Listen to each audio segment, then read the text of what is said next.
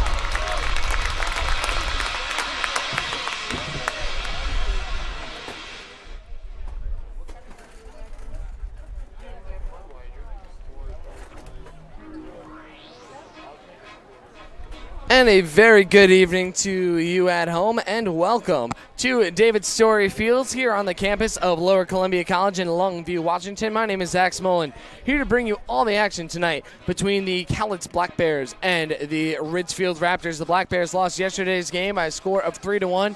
Pitching staff kept them close, particularly their bullpen, giving them 3 2/3 of scoreless baseball. Innings of scoreless baseball, allowing just one hit and striking out a pair after a great start by Miles Davis, where he surrendered just 3 runs. So they'll look to try to get the bats going, as they went just 4 for 30 yesterday. That's a 133 average, and just knocked in that 1 run as the Black Bears take the field. Carson Engeroth will step on out there on the mound. And from Umpqua Community College, he is 6'2", 210 pounds. He's 0-1 on the season, including non-league games, with a 6.28 ERA, 13 strikeouts to 13 walks, a 1.95 WHIP. This will be his 6th appearance and his 5th start in 14 1/3 innings is what he's taught so far this season, and he'll be going up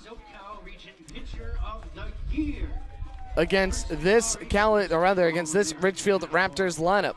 Caden Connor, the right fielder, will lead off with Reese Hernandez, the left fielder, hitting second. Josh Peck will hit third and play shortstop with Kobe Morales at first base, cleaning things up. Will Chambers will be the DH in the 5 spot, with Grant Heiser catching and hitting 6th.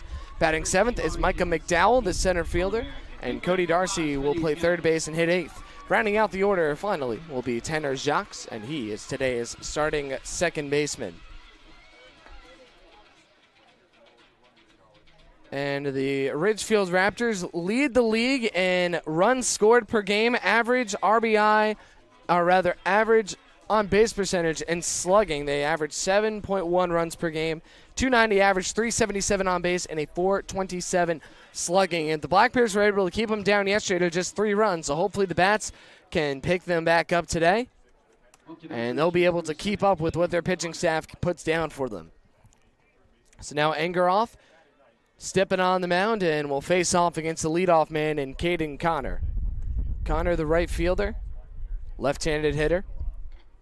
He's hitting .281, 34 hits, and 21 at-bats. As Engeroth is ready, Connor is ready. Let's do it here in Longview, and the first pitch is a strike from Carson Engeroth at 6:33 p.m. Pacific time, and that's something that Engeroth will do. He throws a first pitch strike 67.1% of the time. And now his next offering is off the plate. We'll even the count up at 1-1. The Cowlitz Black Bears have the best pitching staff in the league. Counting non-league games, they have a .325 team ERA, only walk about 2 batters per game, and they get about 8.7 strikeouts per contest. Also, as a team, throws 62% of their pitches over the plate, as this is fouled back by Connor. 1 ball and 2 strikes. Connor also has 3 triples, 12 doubles. That's tied for the lead in the West Coast League, and has knocked in 25 runs this season, which leads the squad out of the leadoff spot. So now Connor takes one low, the count 2-2.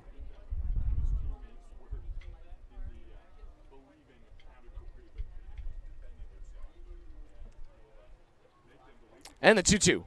Swung on and tapped over to the second baseman. Nishida is right there on the run. Will sling it to first, and Arboleda will make the grab to put him away for out number 1. So we met Nishida and Arboleda. Let's meet the rest of your Cowlitz Black Bears defense. Johnny Radomski is out there in left field, making his third start in 4 games. Brock Mortensen out in center with Jacob Stinson patrolling the grounds in right field. It's the first pitch to Hernandez, a fastball strike 0-1.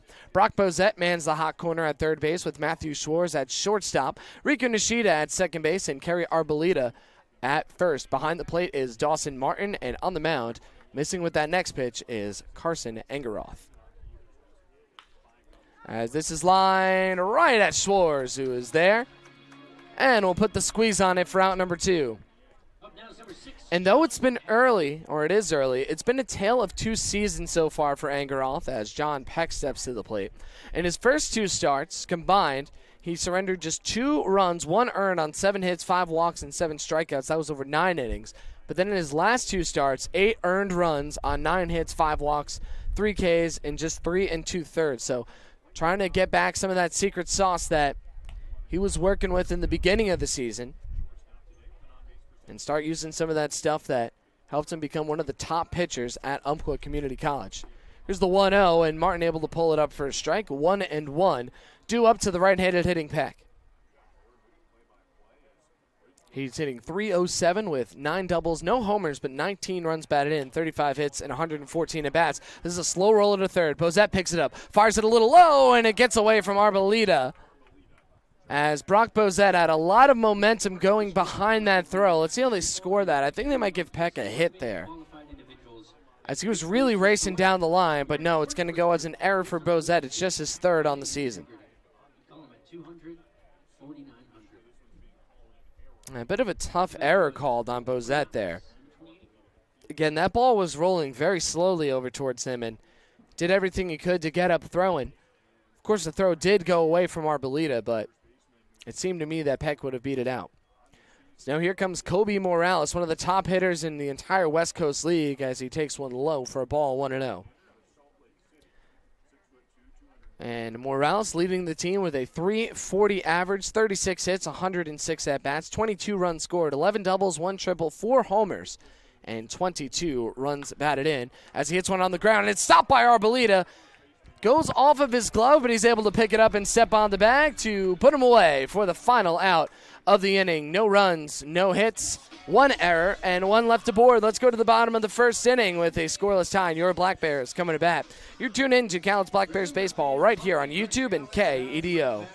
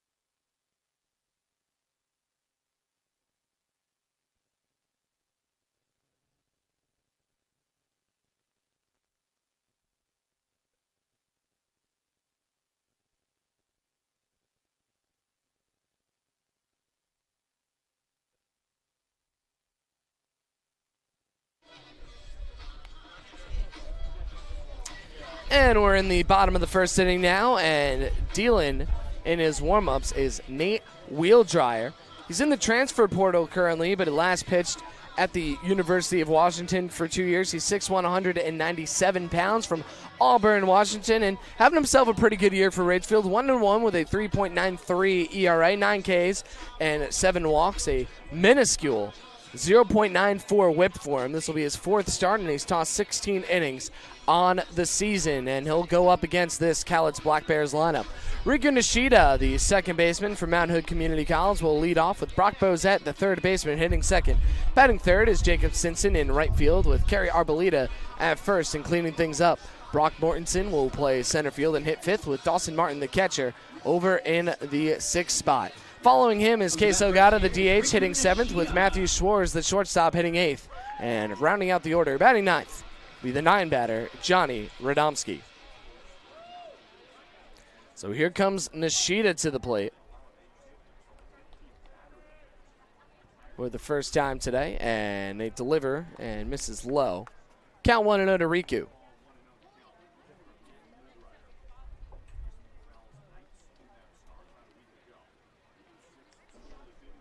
And the next one to Nishida is a ball low, so now 2 balls and no strikes coming on up to him. And Riku Nishida, big on-base guy for this team. A lot of walks for him as he takes one high. 3 balls and no strikes already to Nishida.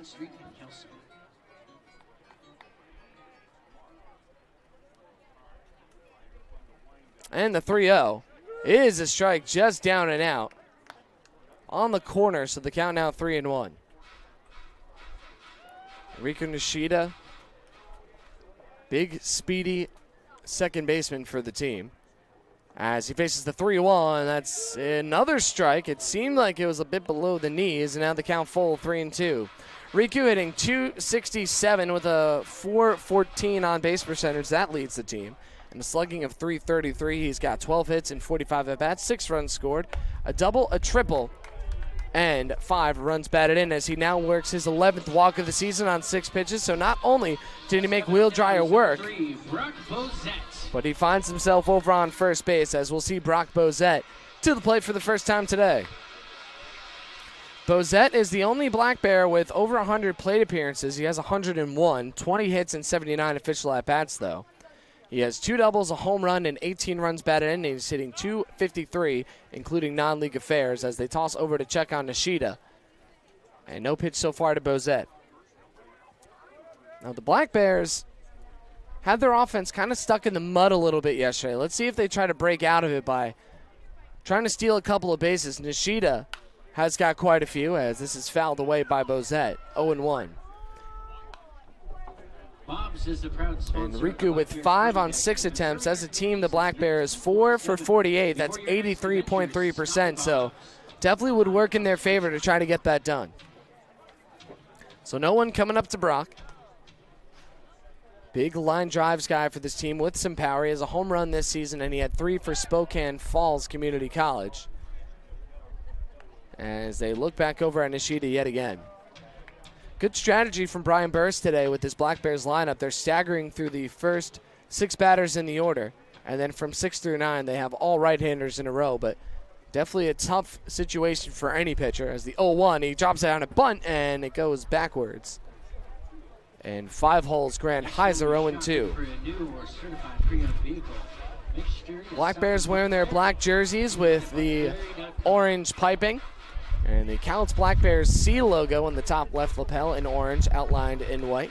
Also numbers on the back in orange with the white trim, white pants with the orange piping down the left and right legs on the outside, black socks, and black caps today with the orange Cowlitz Black Bears logo right on the front. As Bozette takes strike 3 right on the outside corner. That was that changeup from Wheel Dryer, and he's caught looking for out number 1. Tough strikeout that time from Bozette. That pitch had a lot of movement. Tough to get a good read on it. And he'll certainly have something to think about before he comes up again as Jacob Stinson steps on up. Jacob's family here today, his parents, his aunt, and his grandmother all in attendance. I say, hey, you picked a good game to go to. He's hitting third and starting in right field as he squares around a bunt. Pitch is pulled back, and it's called a strike anyway, as Heiser was thinking about throwing down, but Nishida able to scamper back to first base. Very windy here today at David Story Field, so that'll work in the Black Bears' favor as the Ridgefield Raptors hit a lot of fly balls. Now another throw over. They're really keeping Nishida close, but again, not in time. And Riku always seems to pick the most opportune time to try and swipe a bag of high baseball IQ from the Osaka, Japan native. It's about 12 feet off the bag. As there he goes, and this is hit on a line right to the second baseman, and he fires it back over to first. So on the hit and run, the Black Bears got the line drive they were looking for, but unfortunately, right at Tanner Jacques, as Stinson lines into a 4-3 double play. So the Black Bears score no runs on no hits, no errors, and they do not leave anybody on base. Let's go to the top of the second inning. In a scoreless tie, the Raptors coming to bat. You're tuned into Cowlitz Black Bears Baseball right here on YouTube and KEDO.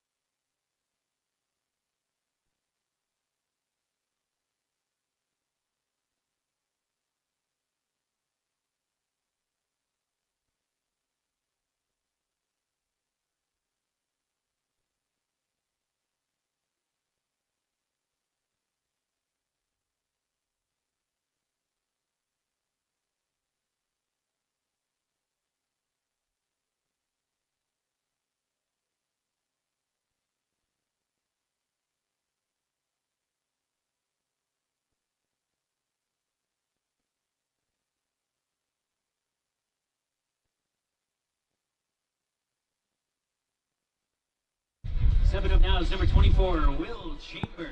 Top of the second inning has the Black Bears running down the dream of getting another scoreless inning out of Carson Angroth. Little Tom Petty over the speakers. It's going to be Chambers, Heiser, and McDowell to the plate. Will Chambers had a spectacular game yesterday, knocking in 2 on 3 for 4 hitting as he takes a strike on the outside corner, 0-1. Chambers has just been successful over the Black Bears overall, 3 for 7 with a run scored, 2 driven in, and a pair of walks. As he lines one right up the middle, and that'll dunk in front of Brock Mortensen for the first base hit of the contest.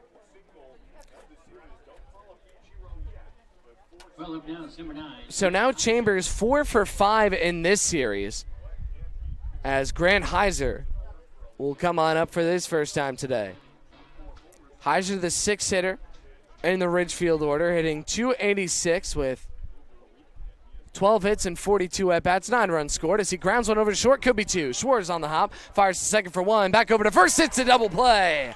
The Schwartz defense from the Cowlitz Black Bears this inning as they get an unconventional 1-2-3 as there was a hit but a double play mixed in there as well. No runs, 1 hit, no errors, nobody left to board. Bottom of the second, coming across the airwaves right here on YouTube and KEDO.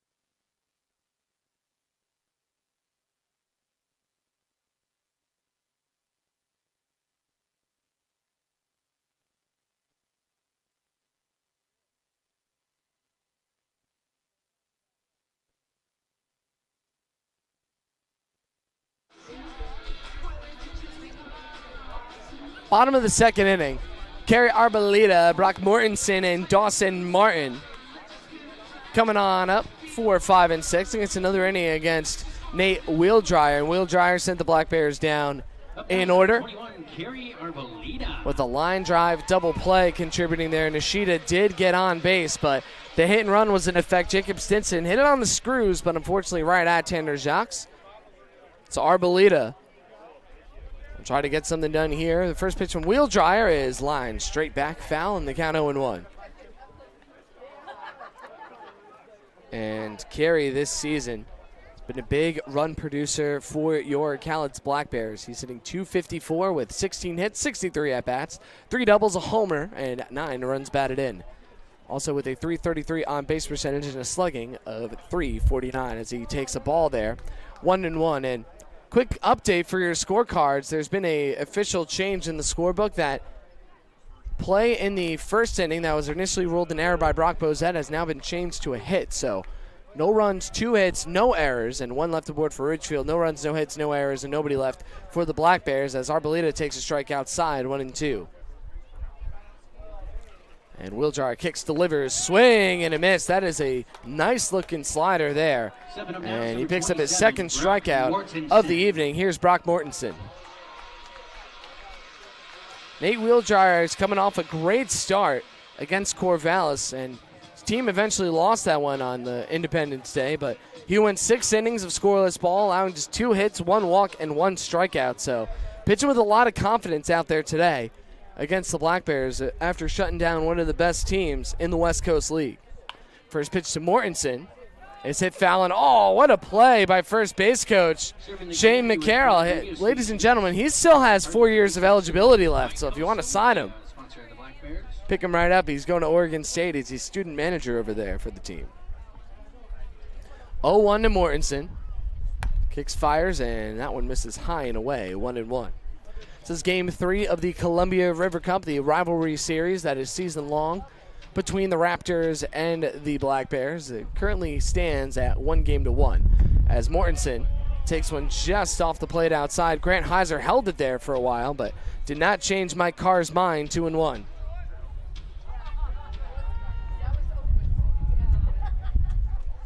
Mortensen, a lefty with an open stance as the 2-1 comes in, and he crushes one in the air to center, but the wind in the ballpark will hold it, as now McDowell actually has to come in on it, and he will make the grab for out number 2. So, yeah, hitting the ball in the air today is certainly not the way to get it done.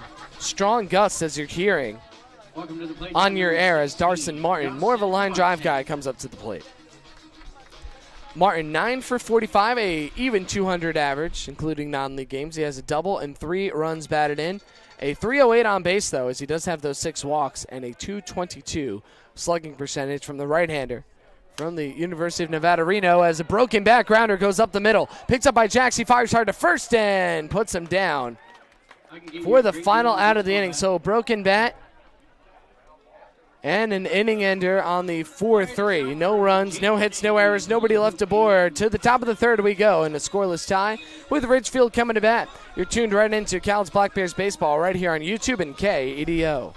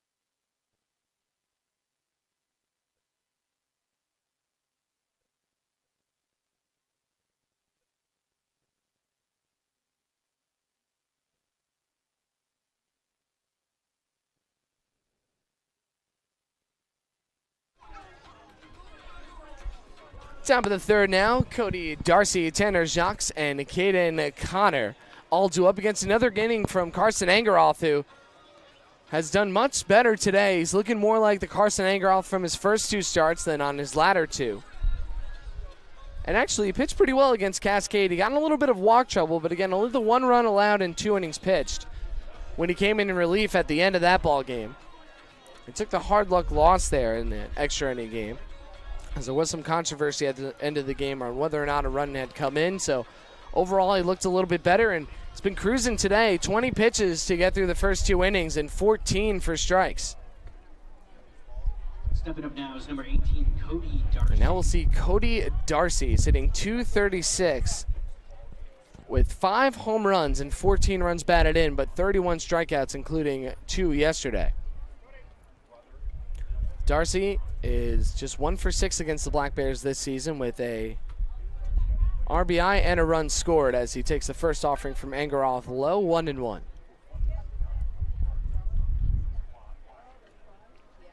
And the next offering to him is a strike that actually bumped out of Martin's glove, but good call by Mike Carr to make the correct play anyway, so the count 1-1.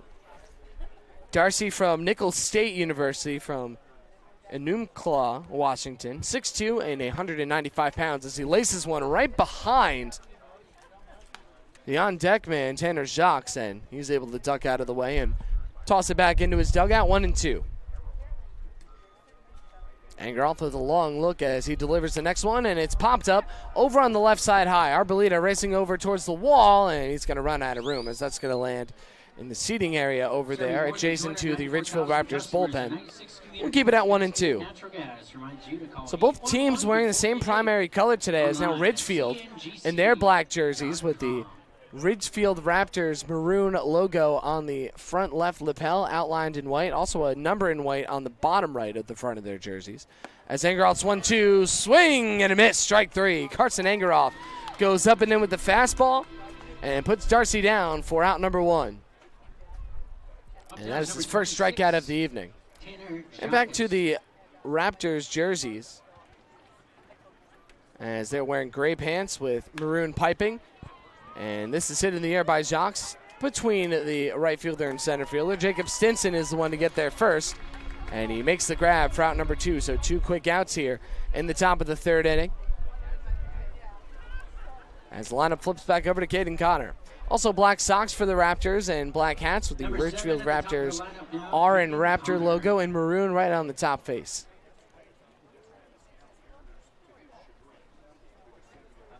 And Caden Connor 0 for 1 with that ground out to Riku Nishida. That kicked off the ball game. First offering is hit right on a line into left center, and Mortensen, who was ranged over a little bit more to the right, will have a tough time getting to this one as Radomski beats him to it. Rounding first and heading to second is Connor, and just like he did yesterday, hits a double in the gap, this time with 2 outs. And the first runner in scoring position of today's game is aboard with 2 down. Here's Reese Hernandez. Hernandez 0 for 1 with a line out coming into this game, hitting .317, 26 hits and 82 at-bats, 14 runs batted in.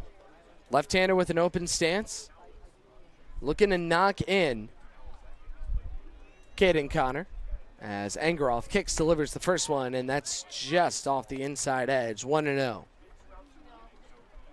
Yesterday, the Black Bears lost by a score of 3-1, but they were able to hold down the very potent Ridgefield offense. Just to 7 hits and 3 runs for them, as Angeroth able to paint the outside corner this time, 1-1.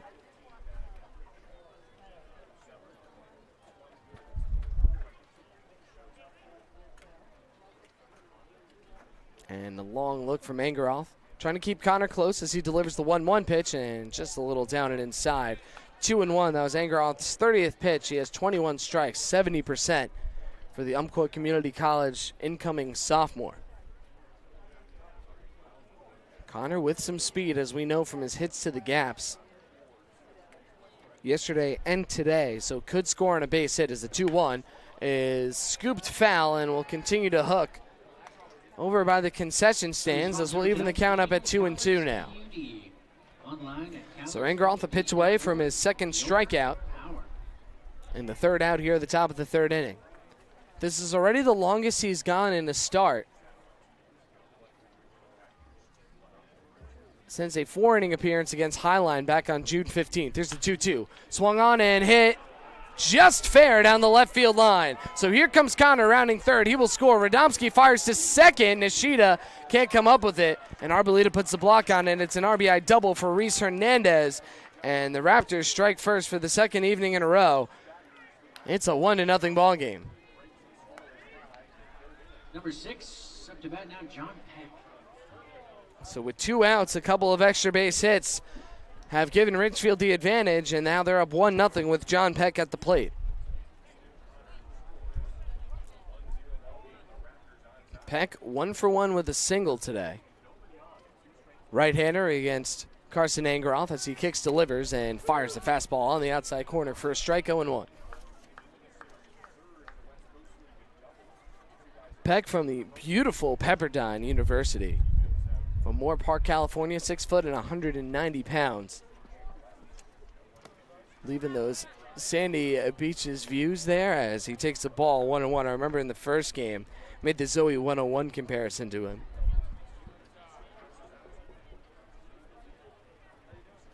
So, of course, that Nickelodeon show shot at Pepperdine University, and, of course, his name John Peck, very similar to Josh Peck from Nickelodeon fame. Here's the 1-1, and it's hit in the air to medium depth and right. Stinson ranges over, and he'll make the grab to send him away for the final out of the inning. But Ridgefield scored 1 run on 2 hits, no errors, and leave 1 man aboard. The Black Bears trail it by 1 here as they come to bat in the bottom of the 3rd inning right here on YouTube and 99.1 FM 1400 AM KEDO Longview Kelso.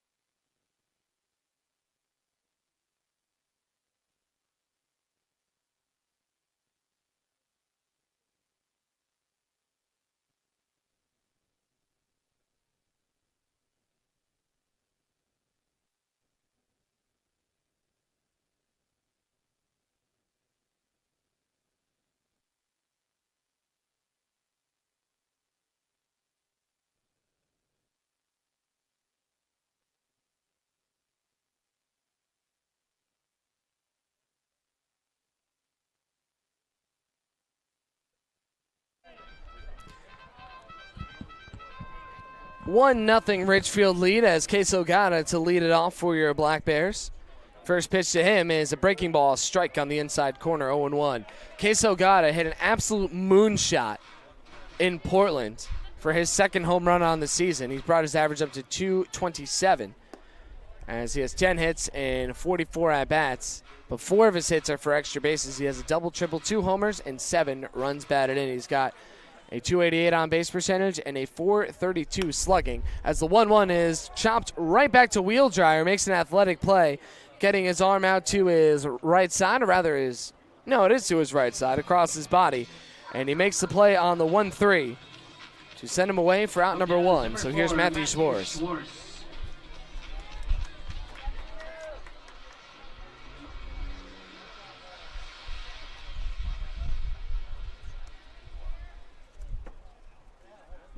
And the first pitch to Schwartz, the LCC product, is the strike, 0-1. Matthew Schwartz has been a great fixture in the bottom of the Black Bears order. He is 3rd on the team with a 274 average, currently riding a 7-game hitting streak.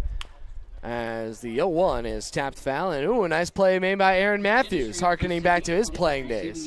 It's now the count 0-2. And Matthews, of course, played 8 seasons in the Blue Jays system and then had 1 more for the Miami Marlins as Schwartz is rung up on the outside corner, strike 3, as Wheel Dryer picks up another backwards K. That is his 3rd strikeout of the evening. Number 8, Johnny Radomski. So now Johnny Radomski steps on up. Hitting 128, 5 hits and 39 at-bats. 7 runs scored, though, as he swings and misses at the first one, 0-1. 1 run batted in. He has 2 doubles and 2 triples. Triple total ties him for the team lead with Matthew Schwartz with just Henry Mensch, as Radomski takes that one the other way, fouls it, and the count 0-2. Radomski also with a 300 on base percentage. He has 6 walks and a slugging of 282. The bottom of the 3rd base is empty. 1-0 Ridgefield lead here. And Wheel Dryer rocks, kicks, fires, and just misses outside with the breaking ball. 1-2 with Riku Nishida waiting on deck.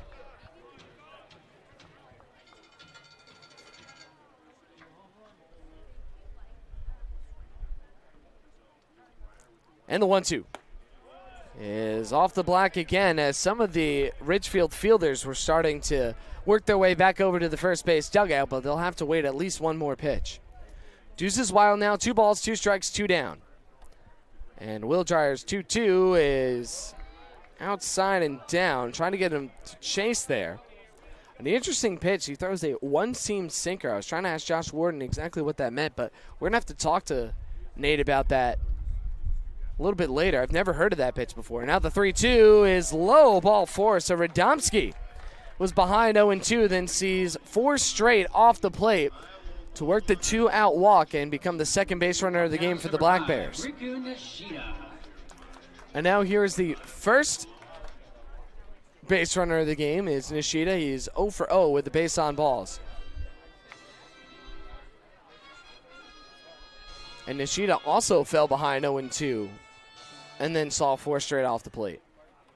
So Will Dryer been starting to lose his control a little bit after jumping ahead in the count as he fires a first pitch strike now on the outside of Nishida, 0-1. Black Bears looking to get some traffic aboard for Brock Bozette waiting on deck. That's why he's in that 2 spot. Trying to give him a lot of at-bats, a big RBI guy on this team. 0-1 to Nishida. And that's another fastball strike on the outside, 0-2. Will Dryer's thrown just 34 pitches and 22 have gone for strikes. Angeroff in his 3 innings has thrown 35.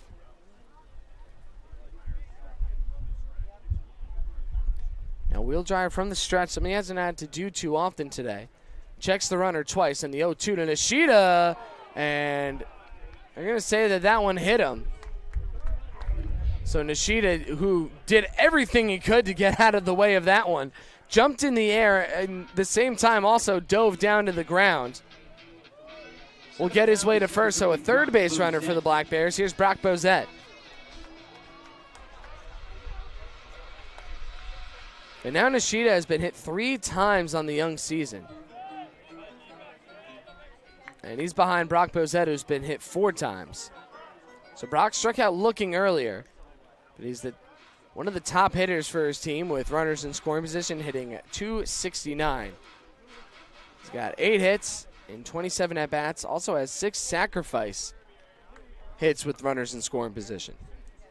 But he'll need to just get a liner done here. He has 18 ribbies in the summer of 2021. Leads the team. First pitch to him is a fastball that darts in for a strike, 0-1.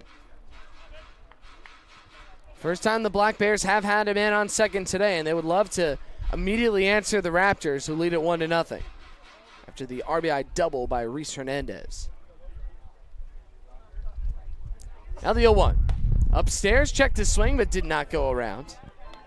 And the Seattle U backstop, Grant Heiser, just fires it back to Will Dryer. Doesn't even try to get an appeal over to the field umpire.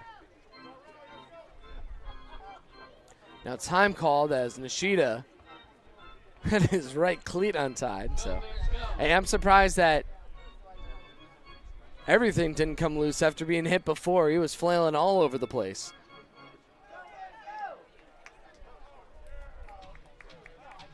And now Nishida, I don't know what he's, all right, he's maybe got some complicated knot going over there, but he's ready to go. Took a while to get that one tied, but now he's ready and taking an enormous lead off the bag at first, not being held on by Morales with 2 down and a runner also on second. First hit of the game will get the Black Bears all tied up. Here's the 1-1. And Bozette laces one into right field, and on the run is Caden Connor, who will make the grab for the final out of the inning. Brock Bozette has hit the ball so hard this series, but the outfielders for the Richfield Raptors have just been giving him fits and making plays on almost everything he's hit. So no runs on no hits, no errors, 2 left aboard. Let's go to the top of the 4th. 1-0 Richfield lead it, and the Raptors coming to bat right here on YouTube in KEDO.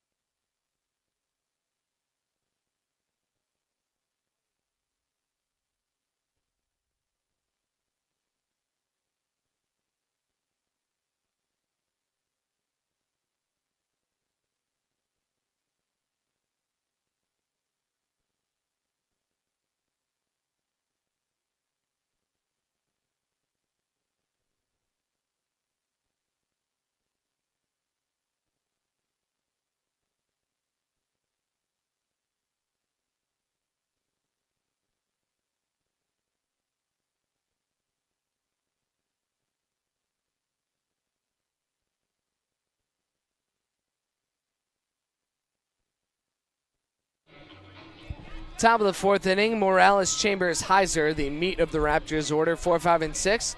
Gets another inning from Carson Engeroth. He's thrown 35 pitches, 25 strikes. So really cruising along here today and look to keep it going here against this part of the order. So Morales, lefty, 0 for 1 with a hard grounder over to first base in his first attempt as he takes one low for a ball, 1-0. And don't forget about the kids. And Dawson Martin behind the plate tonight, but yesterday it was Jacob Burley, and his family's in attendance for this series, and they said to me after the game, they said, hey, how come we didn't get a shout out? Well, you always shout out all the other families. I said, you got to let me know you're here. So they told me, and I told them that I'd give them a shout out here today. So happy that Jacob Burley's family coming here all the way from Hollister, California in attendance today. Now the 2-0 is sprayed foul on the left side, 2-1 to Morales. It's been one of Engeroth's best appearances. Of course, he had that complete game against Bend his first outing. It only was 5 innings, though, but a complete game nonetheless because of all the rain. As he helped steer the Black Bears to a 2-1 victory there. FCU has plenty of branches along the Oregon coast. And then against Highline, did not allow an earned run in 4 innings.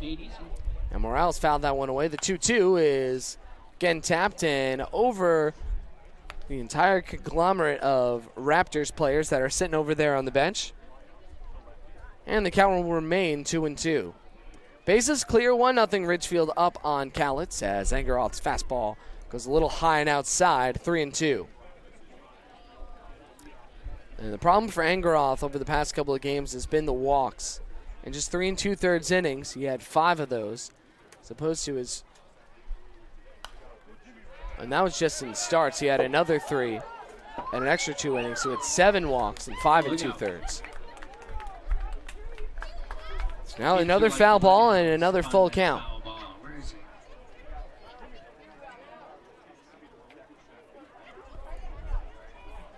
Engeroth shakes off the first sign. Here's the payoff. Swing and a miss. Strike 3. Gets him on the change.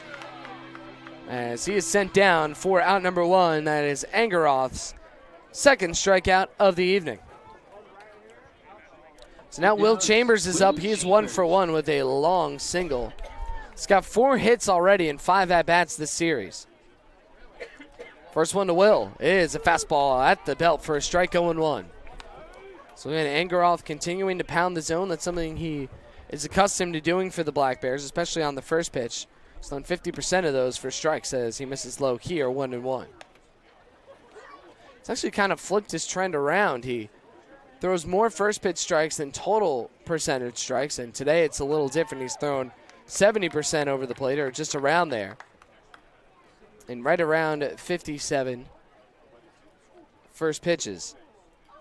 So we got a swing there in the 1-2 on the way, and it's going to be fouled back into the netting. So we'll do it all over again. So the Black Bears, of course, with the top pitching staff in the league against the best offense in the West Coast League. And yesterday, the pitching staff did win out, but Ridgefield's pitching was just that much better. So they came into the game with the second worst ERA in the league at 5.09, and now Chambers is hit by a pitch right on the ankle, and he'll get a free base now. The top of the fourth with 1 down. Grant Heiser to the plate. He grounded out his last trip up. And Heiser did ground into that double play with Chambers on first, so let's see if the Black Bears can make history repeat itself. Chambers has 1 stolen base on the season, as this is a strike to Heiser at the knees. 0-1.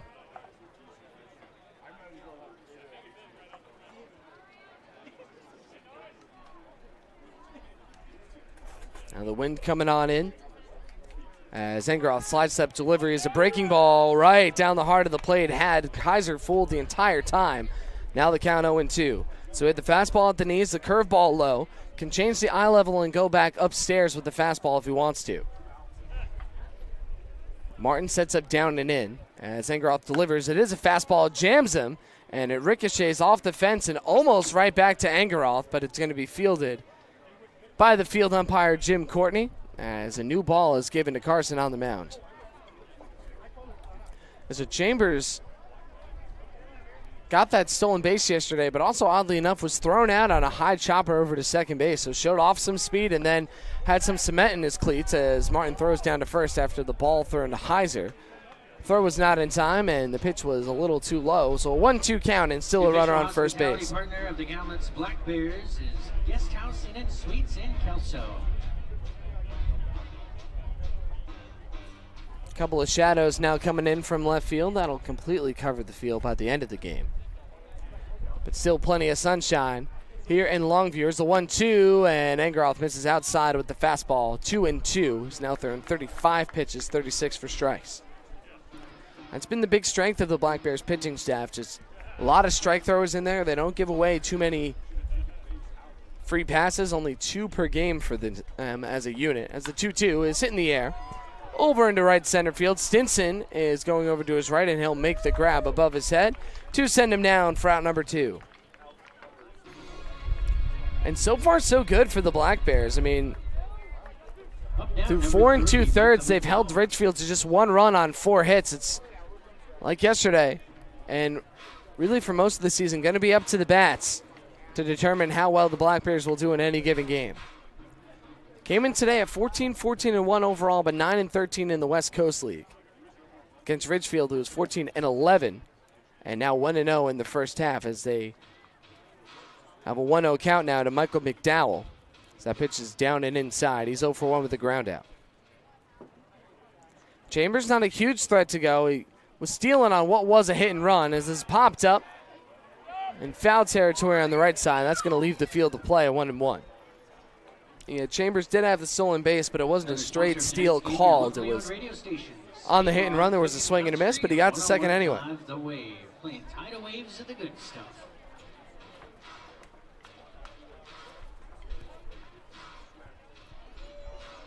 Black Bears looking to get out of this with no damage. Just a 1 run in the last inning. As Engeroth's 1-1 is high and tight near the hands of McDowell. 2-1 coming up to the outfielder for the Ridgefield Raptors. McDowell, 6'1", 193 pounds from Halifax, Nova Scotia.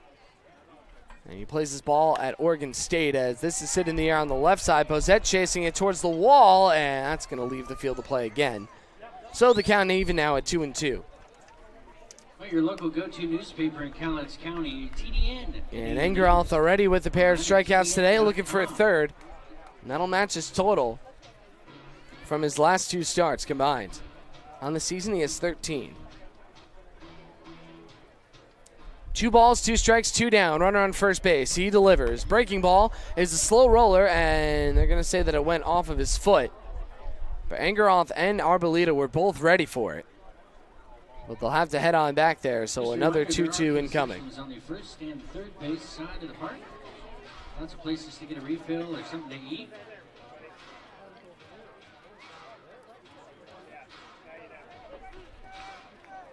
So now McDowell in a tight at-bat here, about to face his 6th pitch that he's seen.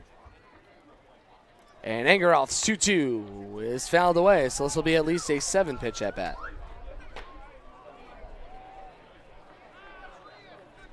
Well, they make house calls. The Roof Doctor. Online at theroofdoctor.com.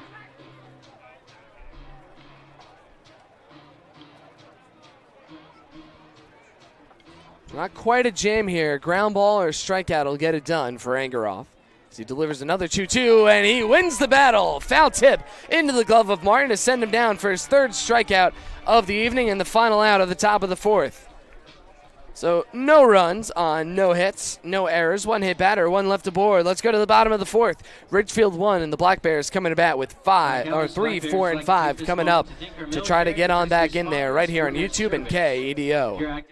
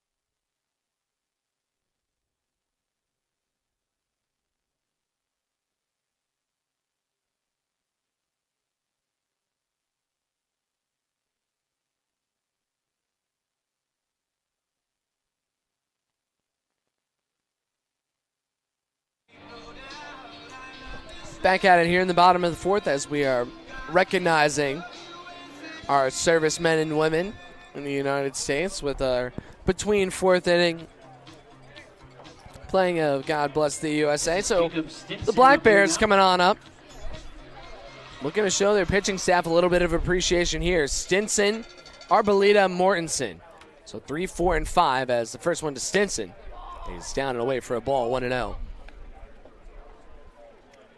Jacob is 0 for 1 with a line out to Tanner Jacques. It went right on the screws, but ended up as a double play ball as Nishida was breaking. And Stinson takes another one outside, 2-0. I don't think I was able to give Stinson's numbers the last time.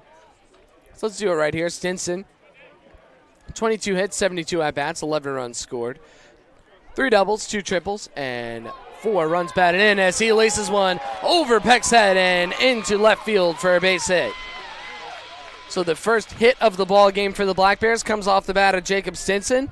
I told him before the game, hey, you got to show off today. Your family's here. And he said, it's just another game. Well, actually, that makes sense because just another game for him is an incredible performance. As now he's aboard with nobody out. Here's Kerry Arboleda. Kerry is 0 for 1. He struck out swinging against Wheel Dryer. Now Stinson with some speed over there. He's got 3 swipe bags and as many attempts. First pitch to Arboleda is cranked into right field, and that's going to continue to roll down the line. Going over to third is Stinson. Arboleda takes a big turn around the bag. He's going to try to get back to first, and he's in there. So Arboleda with a base hit, back-to-back singles for the Black Bears, put out inside, skips in front of him, and then hits him. That's the second hit batter from Nate Wheeldryer today, and now the bases are loaded for Dawson Martin. Ooh, pardon me on that. Throat's a little dry. And Dawson Martin with runners in scoring position this season, hitting just 182, 2 hits and 11 at-bats, but a big one here can really help his team out. As now Daniel Barreto, the pitching coach for Ridgefield, going to go have a chat with Wheeldryers. He's now allowed the first 3 base runners of the inning to reach. And that's been the issue for Wheeldryer today. Only the 2 hits, but also a couple of walks and 2 hit batters.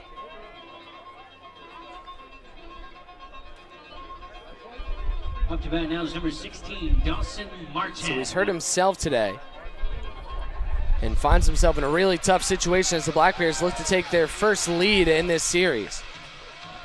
Martin 0 for 1, grounded one right up the middle, broke his bat, so let's see what he does with the new wood. Corners are playing in to guard against the bunt. Middle infielders back for the double play ball. First one to Martin is a strike on the inside corner. Wheeldryer, for the most part, has thrown all first pitch fastballs. He's ahead 0-1.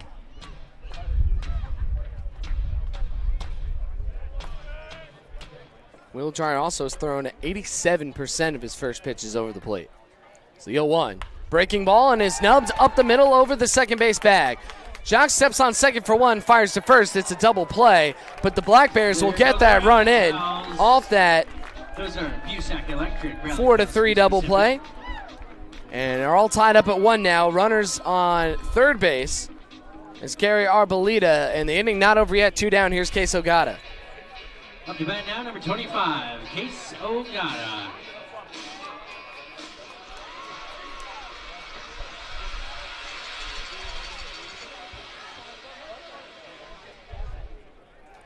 So now Ogata at the plate, and he belts one into right field down the line, but it's going to hook over and land foul, 0-1. Another sponsor of tonight's game. So the double play, not ideal for the Black Bears, but they do get the run in to tie it up at 1. As we're not able to score until the 8th inning in yesterday's game. Can still take the lead. Arboleda waits at third base. Here's the 0-1. And that's downstairs, 1-1 to the future Utah Valley first baseman. Ogata with a lot of pop up there at the plate from Eagle, Idaho. So the 1-1 comes into him, and he takes it down and outside. Changeup not fooling him there, 2-1. So Arboleda over on third base after Jacob Stinson had a base hit, and then Arboleda laced one down the right field line. Back-to-back hits. Brock Mortensen hit by a pitch, And Dawson Martin grounds into a double play, but does bring the run in. Here's a 2-1. It's Lodo Ogata, 3-1. And no action in the Ridgefield bullpen so far, so they're going to stick with Wheel Dryer here, even though he struggled this inning. Probably will come out for the next one as well. Here's pitch number 51 from the 3-1. Down and inside, ball 4. So runners on the corners for Matthew Schwartz. He's 0 for 1. He struck out looking, has 6 RBIs this year. And it's hitting .240 with runners in scoring position.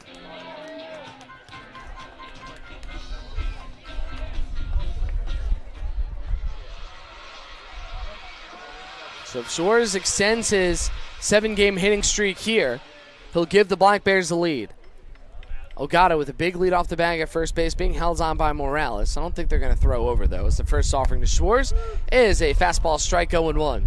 And yeah, that's all Wheel Dryer's done, just pumped the zone full of strikes to start off nearly each and every batter.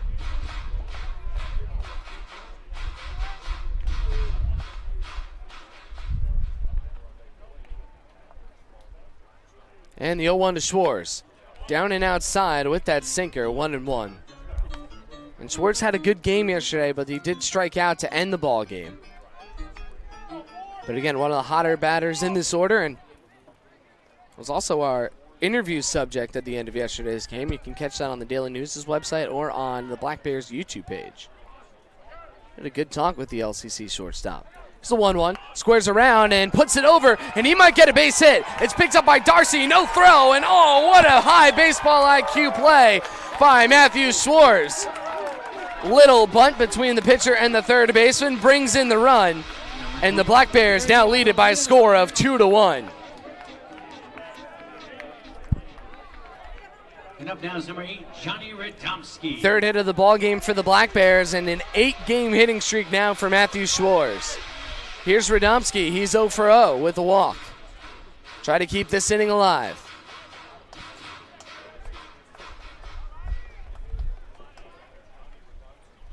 Radomski is choked up on the bat. First pitch to him is grounded sharply to short. Peck is there. Fields fires on a loop to first, but is just in time for the final out of the inning. But the Black Bears score 2 runs on 3 hits, no errors, and leave 2 aboard. Let's go to the top of the 5th. The Black Bears have taken their first lead of the series. It's 2-1 with Ridgefield coming to bat.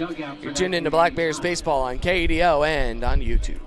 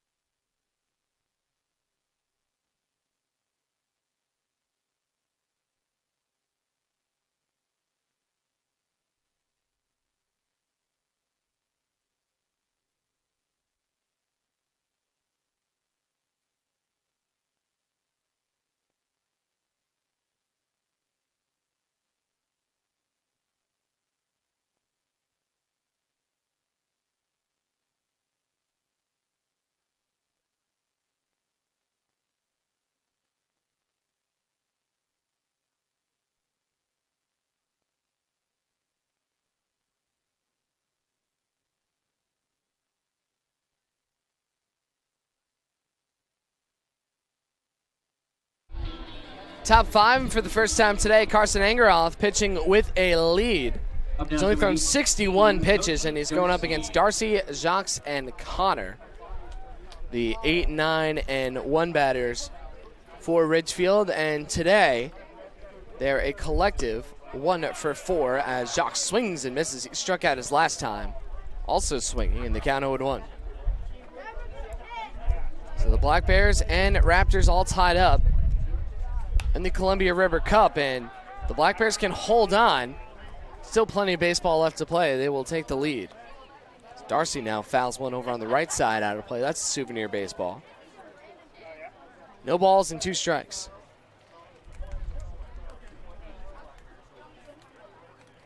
And the inside pitch, ooh, the change just off the plate. 1 ball and 2 strikes.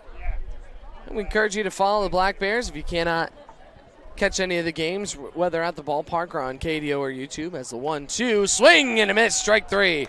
Engeroth with his 4th strikeout picks up the first out of the top of the 5th inning. So as we were saying, you want to follow the Black Bears wherever you go. Follow them on these social media platforms. We've got Facebook, hit that like button on the Cowlitz Black Bears page. You can follow them on Instagram at Cowlitz Black Bears or on Twitter for lineup graphics and score updates during the game at Cowlitz B Bears. So a little different there. Physical therapy clients throughout Southwest Washington. And Engroth misses the first one to Tanner Jacques down and away. 1-0. Jacques has looked good in the field, but he's 0 for 1 today with a flyout. Next one from Carson. There's a strike on the outside corner. Good looking fastball there, 1-1. I don't say it all the time, but Dawson Martin, so valuable to his team because of his pitch framing ability. Hoping those strikes look good as this is popped up over to right. Stinson, plenty of time to camp under it, makes the grab and puts him down for out number 2. So 2 batters, 2 outs. Here's Caden Connor, who's 1 for 2 with a ground out, a double, and a run scored. And his last double came with 2 outs, and that's how Ridgefield was able to put their run on the board in the 3rd inning as Reese Hernandez came right back with an extra base hit of his own.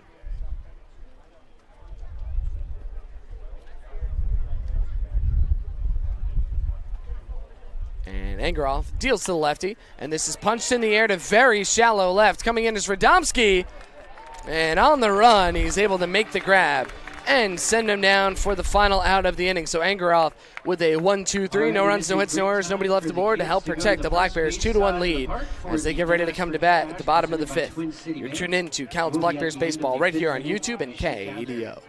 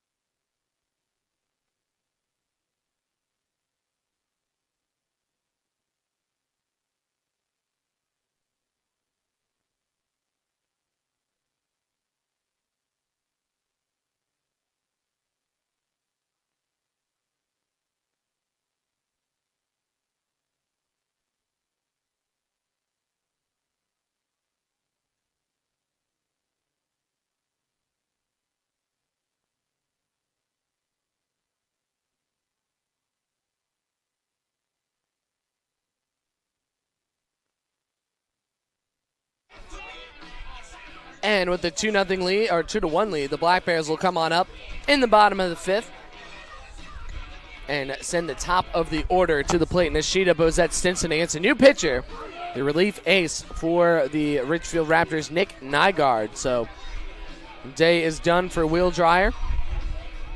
And let's close the door on him. He had a nice start. Went 4 innings, allowing just 2 runs, both earned on 3 hits, 3 walks, 3 strikeouts. And the impressive stat for him today was 88.9% of his first pitches were for strikes, as he threw 60 total percent of his pitches for strikes. 55 pitches, 33 over the plate. So a good start for him, but started to struggle in that last inning. Allowed a lot of base runners. The Black Bears started to hit the ball hard off him, so they decided to turn to Nygaard for the bottom of the 5th.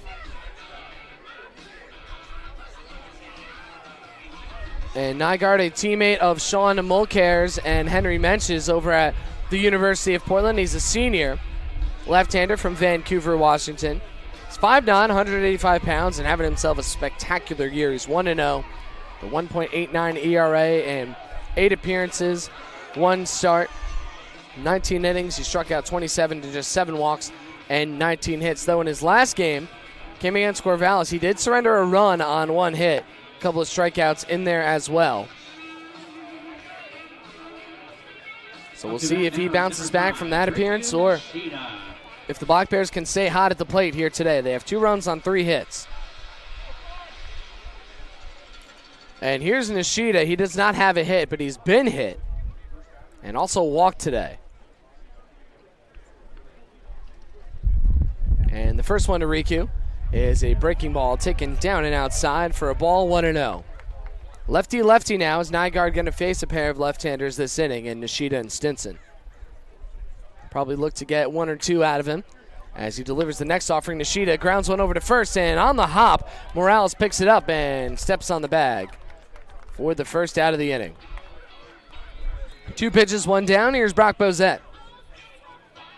He is 0 for 2 with a strikeout and a line out over to right field. On almost any other day, it would have been a base hit. Just the last call for kids to go line up on the first base side of the park. As he's been putting good wood on the baseball this series, but just having some hits stolen away from him by these outfielders. Yesterday, it was the center fielder for Ridgefield making that grab at the wall, and today it's Caden Connor hustling in to make a grab.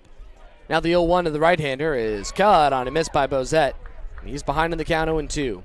2-1 Black Bears lead here in the bottom of the 5th with 1 down, bases empty, and an 0-2 count to the third baseman Brock Bozette, who is hitting second in the order.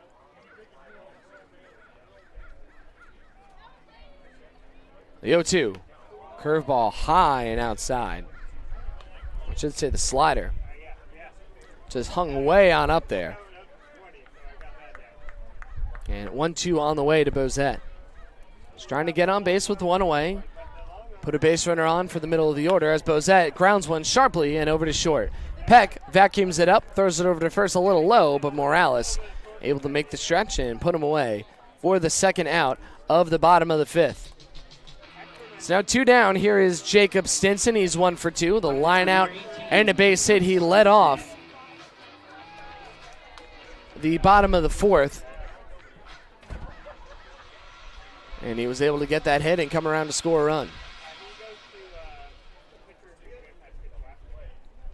Lefty-lefty as Nygaard fires the first one. A sinker in for a strike, down and in, 0-1. 1 run on 4 hits, no errors, 3 left for Ridgefield. 2 runs, 3 hits, no errors, and 4 left for the Black Bears. Stinson with an ever so slightly open stance at the plate. Takes the 0-1 low. Right around his ankles, 1-1. A couple of Black Bears relief arms starting to get warm out there in the pen, but Angeroth only had 69 pitches, so he'll come out for the 6th inning. Now the 1-1.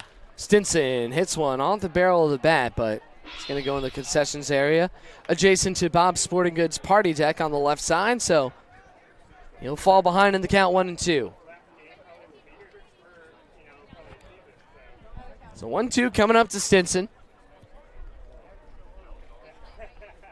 Got a hit and a run scored in front of his family today. As Nygaard delivers the breaking ball, he holds up on it. And they're going to say he did. That pitch was certainly a ball well below his knees, so we'll take a 2-2 count here in the bottom of the 5th with 2 away. And these 2 teams will square off tomorrow nice and early at 1:05 p.m. right here. You can get your tickets to the final game of this 3-game set right over on CowlittsBlackBears.com. As this is a ground ball over to second base. There's a throw. Stinson got over there, and they call him out. What a play by Tanner Jacques, who fielded that ball in the outfield. And he made a nice throw over to first, and Morales was able to hang on to the ball to send him down for the final out of the inning. No runs, no hits, no errors. Nobody left the board. Top of the 6th coming up. Black Bears up by 1, and the Raptors coming to bat. You're tuned into Cowlitz Black Bears baseball right here on KEDO and on YouTube.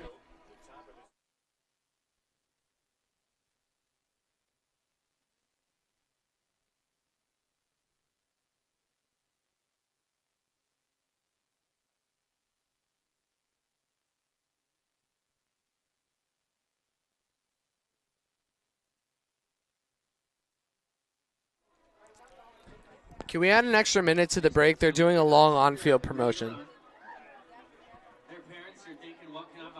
Yes, please. Thank you.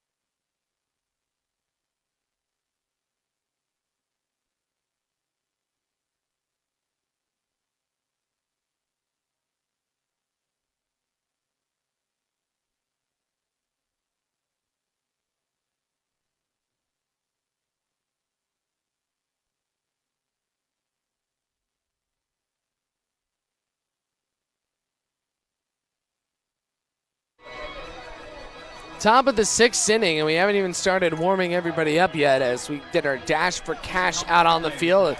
Wow, as you can see on YouTube, a huge group of people out there. There's got to be like 100 fans out there on the field, including young children running around and picking up some cash that was left out on the field. I think they had $1,000 total out there, so they're going to clean it up as we'll warm up for the top of the 6th inning. Reese Hernandez, John Peck, and Kobe Morales against another inning from Carson Engeroth. And while we wait for Engeroth to get his warm-up tosses in after that long layoff in between innings, we'll go ahead and take a trip around the West Coast League. So 3 other games happening right now. In the bottom of the 3rd, in Wenatchee, Corvallis and the Apple Sox are both tied at 0 apiece. In the top of the 3rd, the Bellingham Bells on the road against Yakima Valley. They lead by a score of 3-0. And Portland and Walla Walla all locked up at 2 in the top of the 2nd inning. At least 20. Yeah. So that is your Around the West Coast League here today. And that's brought to you by State Farm Insurance and your local agents here in Longview, Washington. For all of your insurance needs, contact Bob Beal and Scott Fisher. You can catch Bob at 360-425-5432 and Scott at 360-432-9500. State Farm Agents of Longview, proud sponsors of the Cowlitz Black Bears. So I don't see any players going around on the field, so I don't think there was any cash left over. You know that they'd be picking it up. As Engeroth looks to continue his very strong start to this game. He's thrown 5 innings, surrendering just the 1 earned run on 4 hits, no walks, and 4 strikeouts for the right-hander. And again, the walks have been a problem for him. In his last 3 outings, he had walked 8 in just 5 2/3 innings.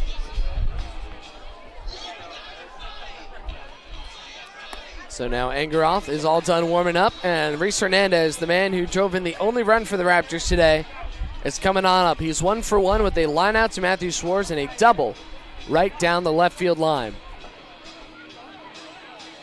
And lefty, righty, lefty stagger for the Raptors. Up to bat now is number 20, Reese Hernandez. In this inning against Engeroth as he looks for another 1-2-3 today. He has sent down the last 5 Raptors in order and has a pair of 1-2-3 innings today as he misses the first one low for a ball, 1-0. The Black Bears again showing today why they have the best pitching staff in the league. Coming into the game, including non-leagues, with a 3.25 earned run average. As this now is chopped over to first, picked up in fair ground, and Arboleda wins the foot race with Hernandez. The lefty got a jump start, but Arboleda was there to send him away on the unassisted 3 for out number 1. Up now, number 6, John Peck. And that's been the pitching and the defense for the Black Bears. As now Michael Benz is moving around on the rubber. He's got a ball in his hand. Let's see if he starts throwing. I know he is the next one to come in for the Black Bears. I think the plan is Benz, Wanarovich, and Bradwell as this is cranked into left. Going back on it is Radomski, and he catches that sinking line drive right by the wall for out number 2. Another hard hit ball. This one from Peck, but again, hitting the ball hard doesn't always equal a hit here at David Story Field with that wind whipping in from left center.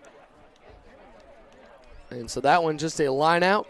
And there's 2 down. Here's Kobe Morales as now Engeroth has retired the last 7 Raptors in a row. Swing and a miss by Morales, and the count 0-1.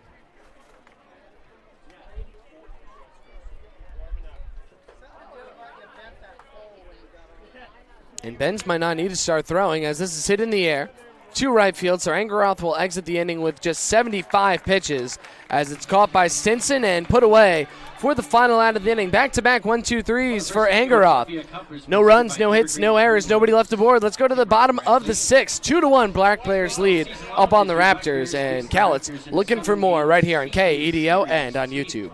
Which team is the best?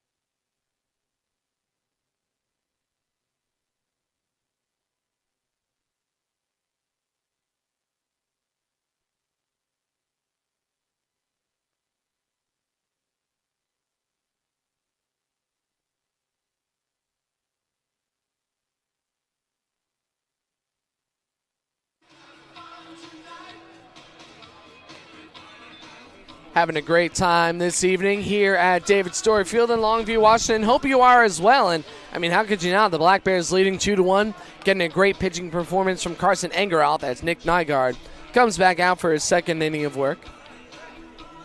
Nygaard used 11 pitches to send the Black Bears down in order in the last inning, and now will face off against Arboleda, Mortensen, and Martin. Though 5 of the next 6 batters that Nygaard will face will be right-handed, so up to bat now is number 21. Theoretically, that should give the Black Bears an advantage, although Nygaard doesn't have a sub-2 ERA on accident.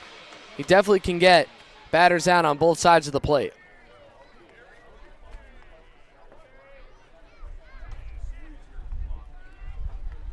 And Nygaard, pitching exclusively from the stretch, misses outside with his changeup to Arboleda. Count 1-0.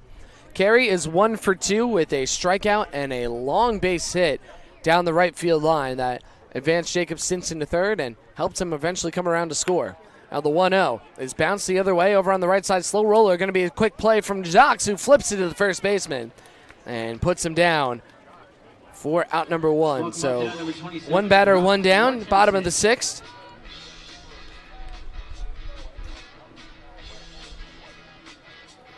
And Brock Mortensen up now. He's 0 for 1 with a flyout and a hit by a pitch.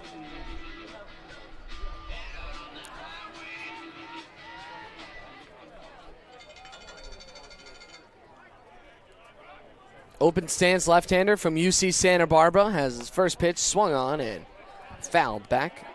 0-1. Brock Mortensen was a force in the final game of the series against the Portland Pickles. He was just the second batter of the ball game, hit a 2-run shot, and then also had an RBI base hit later on in that game. It's been a great addition to the Black Bears lineup, as well as a nice other outfield option for them as he crushes this one to center. But again, with the wind, the ballpark will hold it as McDowell moves over to his left side and makes the grab for out number 2. 11th saw the kids walking up to the concessions with their stack of cash, like, excuse me. And especially on a day like today with the whipping winds coming in on full blast. There's 2 down, and Dawson Martin coming up. He is 0 for 2. He grounded out twice. Once for a double play that did bring a run in. First one to him is a fastball on the outside corner for a strike, 0-1. Martin again looking to get going today. Has called a superb game behind the plate. As the 0-1 breaking ball is outside, 1-1 to the catcher from the University of Nevada, Reno. Black Bears originally had 3 players from that college on the team, but Nathan Martinez's 10-day contract expired, so it's just Martin and Stinson now as Dawson takes one inside, 2-1. Well, come catch the Black Bears tomorrow at 1:05 p.m. right here at David Story Field. Or you can watch and listen to the game on YouTube and KEDO 99.1 FM, 1400 AM, KEDO Longview, Kelso, and also on KEDOAM.com as Martin hits one high in the air and deep over to center. It's going back towards the track, but McDowell is there with plenty of time to camp out under it and puts him down for the final out of the inning. So another 1-2-3 for Nygaard. No runs, no hits, no errors, nobody left aboard. Let's go to the top of the 7th. Black Bears 2, Raptors 1. And Raptors coming to bat. You're tuned in to Black Bears Baseball on YouTube and KEDO.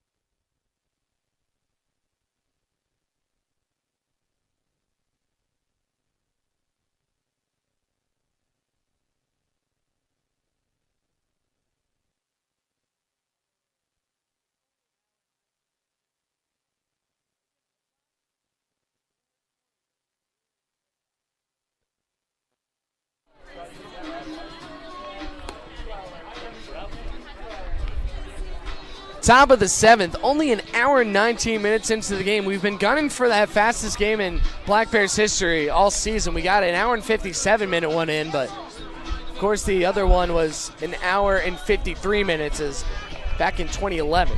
It's Carson Engeroth on the mound again. Only 75 pitches for him, and he'll probably have to navigate through Chambers, Heiser, and McDowell for, again, probably the last time in this game.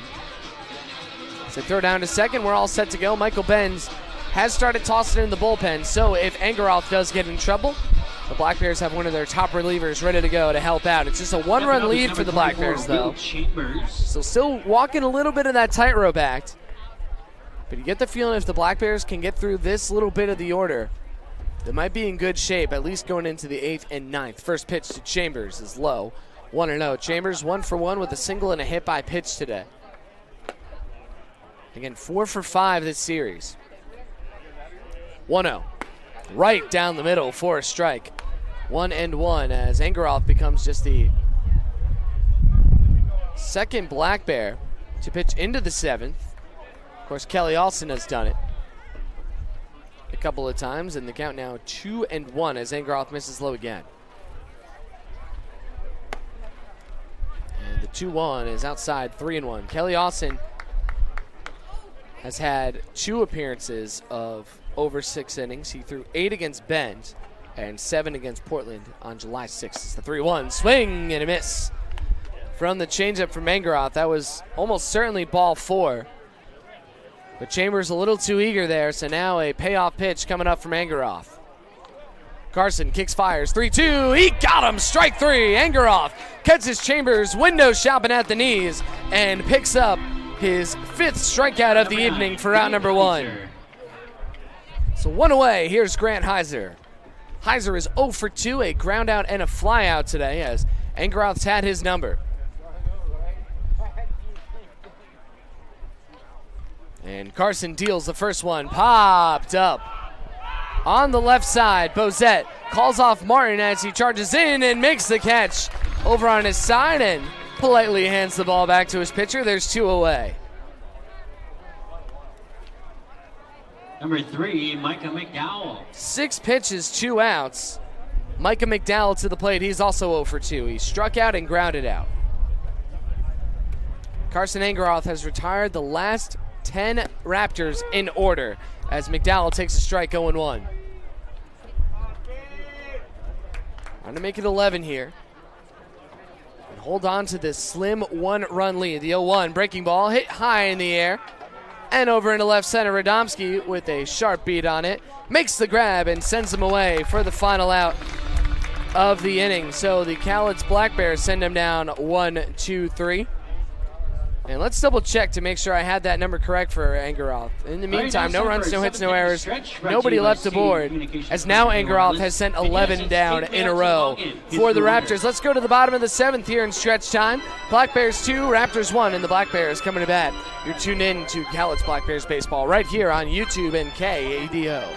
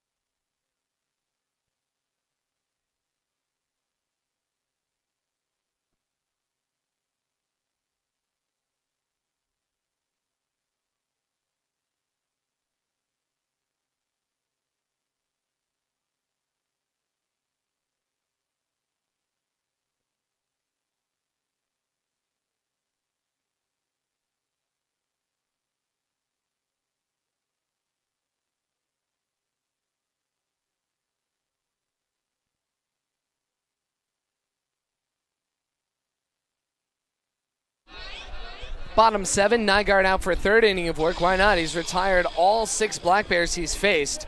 And we'll see Ogata, Schwartz, and Radomski for the first time today. Ogata is 0 for 1. He's grounded out and walked. And with Ogata's walk,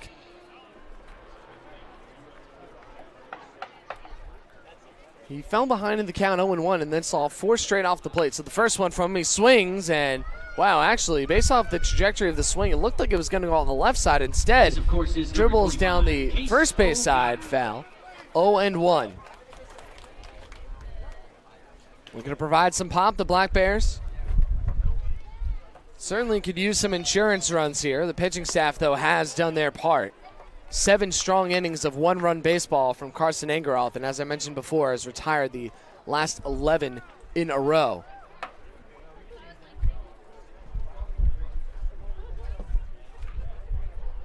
Nygaard, the left-hander, delivers the 1-1, and Ogata will plant this one into right for a base hit. This is going to roll beyond the line. Ogata takes a big turn, but he'll stop right there, and it's a leadoff single for Case, the first hit for the Black Bears in quite some time, or rather since the 4th inning, and their 4th hit of the ballgame. So the man on, here comes Matthew Schwartz, who has the only RBI today for Cowlitz. It's 0-for-1 with a strikeout and a bunt single. And now I believe they're going to run for Case Ogata. Let's see if they go with their go-to pinch runner. No, it's going to be Matty Fung instead. On your next trip up Spirit Lake Highway, make sure you of Toriano Suite. So Fung going to go run. Everything that you are looking for. Add a little extra speed on the base paths, and no big-time lineup shuffling going on as Ogata the DH, so just a straight switch, Fung for him, and he'll take over that DH slot.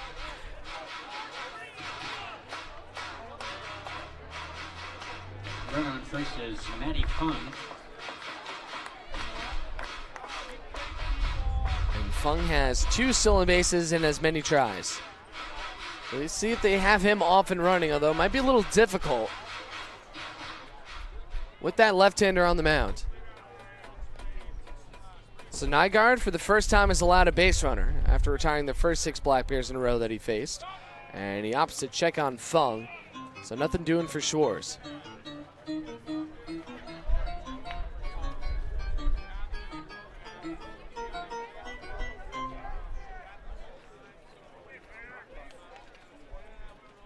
Two-1 Black Bears lead.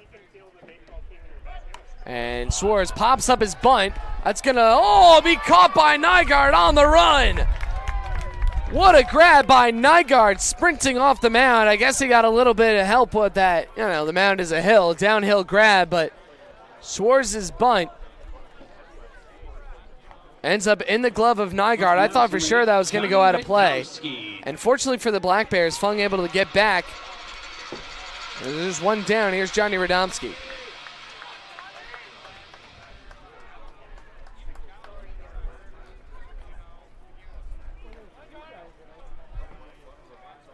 Radomski 0-for-1 with a walk and a ground out, and trickles one over the hands of the third base coach Aaron Matthews. Count 0-1.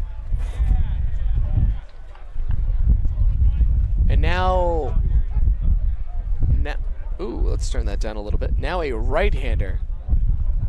Starting to simulate a couple of throws in the pen for Ridgefield. So maybe you don't want to overuse Nygaard as the 0-1 is on the outside corner for a strike. 1-1. Finding the zone here as it's ahead on Radomski, no balls and 2 strikes. Fung with a shallow lead off the bag at first base, really only 8 feet off. Now leans back as the 0-2 to Radomski is outside, way off the plate, actually in the left-hander's batter's box. 1-2 as Radomski looks to get aboard for Riku Nishida. Nishida's been on base a couple of times, but still looking for a hit today. 1-2. And Radomski takes strike 3. There's that curve right on the outside corner. And Johnny is down looking for the second out. Riku Nishida.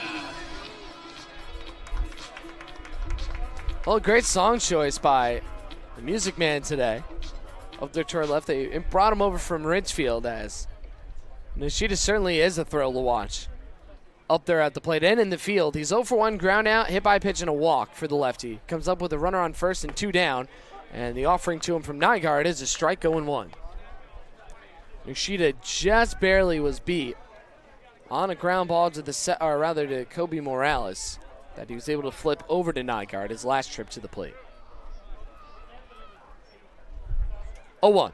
And Nishida grounds one hard, but over to the shortstop. Peck has one play. It's to first, and he completes it to send him down for the final out of the inning. So no runs on no hits, no errors, one left to board. Let's go to the top of the 8th.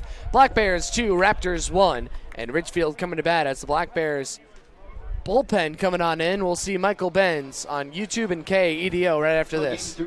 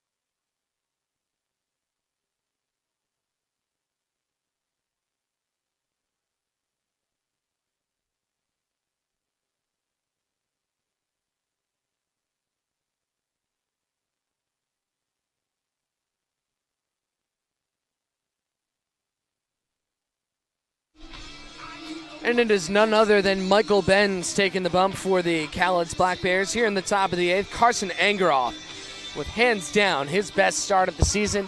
Bouncing back from a couple of rough appearances. He ends up going 7 for the Black Bears today. That's just what they needed against a tough Ridgefield lineup. He went 7 innings of 1-run ball. It was earned on just 4 hits, no walks, the big one for him, and 5 strikeouts. He threw just 84 pitches, 59 strikes at 70.2%. As Michael Benz will come on out for his team-leading 14th appearance, including non-league games. He's 3-3 with 2 saves and 3 chances. He's thrown 23 1/3 innings pitched on the year, which before today, or actually no, still is second on the team behind, or third on the team behind Miles Davis and Kelly Austin. Benz is pitching to a 2.13 ERA, a whip of 1.14. He has 19 strikeouts to just 7 walks, 19 hits allowed for him as well. And Benz throws 67.1% of his pitches for strikes. And when it comes to first pitch strikes, 61.7% for Benz. So Benz from Sonoma State face off against a pinch hitter, Brady Casper. Casper, lefty wearing the number 39, takes a first pitch strike from Benz, 0-1.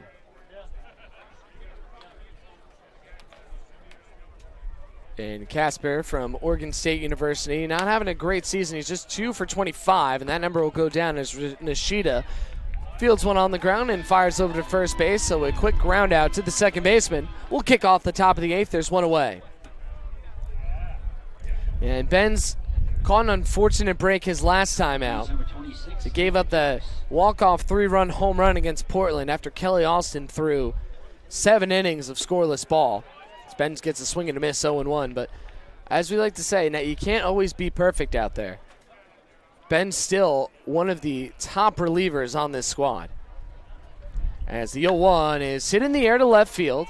Buradomski will have plenty of time, jogs in, and makes the grab to send Jacques down for out number 2. So 2 quick outs for Benz, only needs 4 pitches. And the lineup will flip over. Here's Caden Connor, who's 1 for 3. And before surrendering that home run, Benz was on a 6-inning streak of not allowing a run. So now looking to start a new one here. He's 2/3 into one.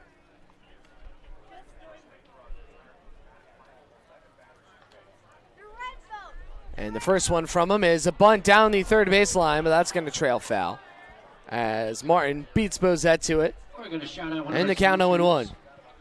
Bradley and Justin Zachariason, just a quick shout out today. My host family, the Kendalls, in attendance today. So happy to see Ruth and Ken out here. And very thankful that they're letting me stay here and give me the opportunity to broadcast Cowlitz Black Bears baseball for you. Well, double barrel action going on in the pen for the Black Bears. They have James Bradwell and Mark Wanarovich warmed up. I think they'll go to Mark if the game gets tied, or if the Black Bears fall behind, and they'll go to Bradwell if they take the lead, as Benz delivers one low, 1-1. Benz from Corte Madera, California, 6 foot, 200 pounds, from Sonoma State University, and his picture is so strange from Sonoma State because his beard is only about a third of the size that it is out there on the mound right now. Left-hander Connor, it's 1 for 3. He's got a double as he chops one over to second. Nishida on the hop, fires it over to first and sends him down, and man, does he make defense look pretty over there. Riku Nishida puts him away for the final out of the inning. No runs, no hits, no errors, and nobody left aboard. Let's go to the bottom of the 8th. Bozette, Stinson, Arboleda all due up as the Black Bears look to extend their lead against the Ridgefield Raptors. You're tuned in right here on KEDO and YouTube.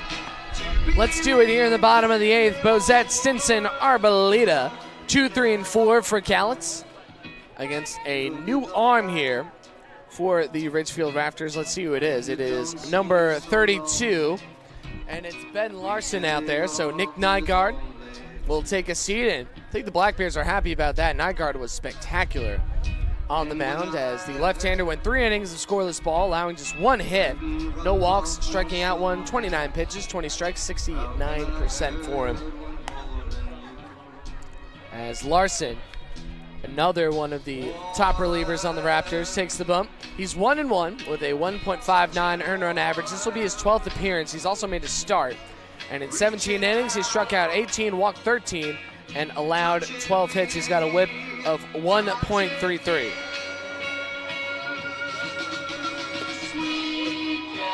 So Bozette comes up 0 for 3, a line out, a strikeout, and a ground out, as they look for some State Farm insurance runs, brought to you by State Farm of Longview. Bob Beal and Scott Fisher got your back for all your insurance needs. Get Bob at 360-425-5432 and Scott at 360-432-9500. Bozette comes pumped up after Sweet Caroline. First pitch to him is laced in the air to deep center field. McDowell, though, will have his heels on the track and put him down for out number 1. And another long drive by Brock Bozette, just killed at the walls. There's 1 down. Here's Jacob Stinson. Up now, number 18, Jacob Stinson.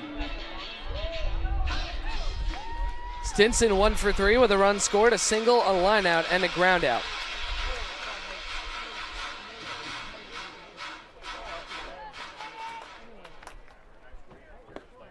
And this one is a strike at the knees, 0-1. My mistake, the shortest Black Bears game ever was 1 hour and 52 minutes against the Kitsap Blue Jackets, who are now the Port Angeles Lefties. That was back in 2011.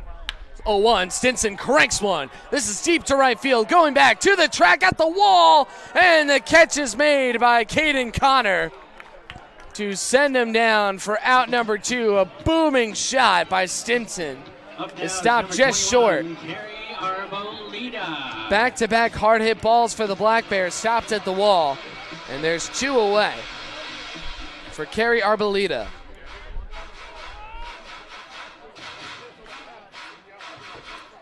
Arbeleda's 1 for 3. He's got a base hit, a strikeout, and a ground out. Each team has just 4 hits today as Arboleda grounds one sharply to second. This is picked up by Jacques, who fires to first and puts him away for the final out of the inning. No runs, no hits, no errors, nobody left aboard, but 2 hard hit balls by the Black Bears as we go to the top of the 9th inning. The Black Bears looking to lock this one down. They lead it 2-1. And it'll be up to the bullpen to give them a win in this ball game. Stay tuned. You won't want to miss it right here on KEDO and on YouTube.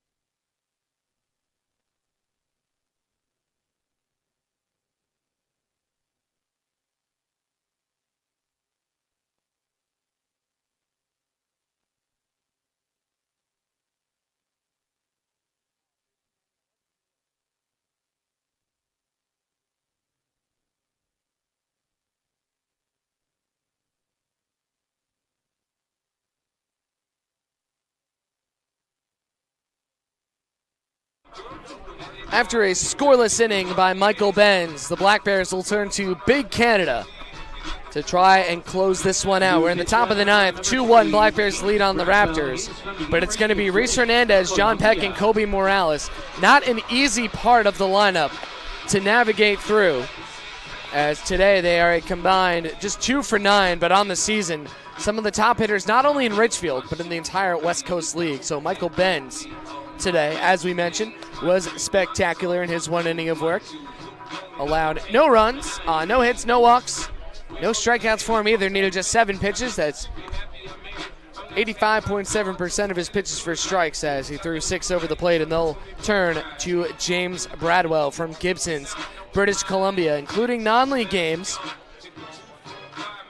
James Bradwell is 0-1 with 4 saves and 5 opportunities in 8 1/3 innings. He has surrendered 5 runs, 4 earned on 7 hits, 7 walks, and 13 strikeouts. He's sporting a whip of 1.68 and an ERA that's now ballooned to 4.32, but he can send it back down. His league ERA is just at 3.68. And he got into a little trouble against Portland in his last outing. He was able to pick up 2 outs, but surrendered 2 runs on 2 hits. The big bite for him, though, were the walks. He did punch out a pair of batters, so let's see if he can close this one out for the Black Bears and pick up save number 5 on the season.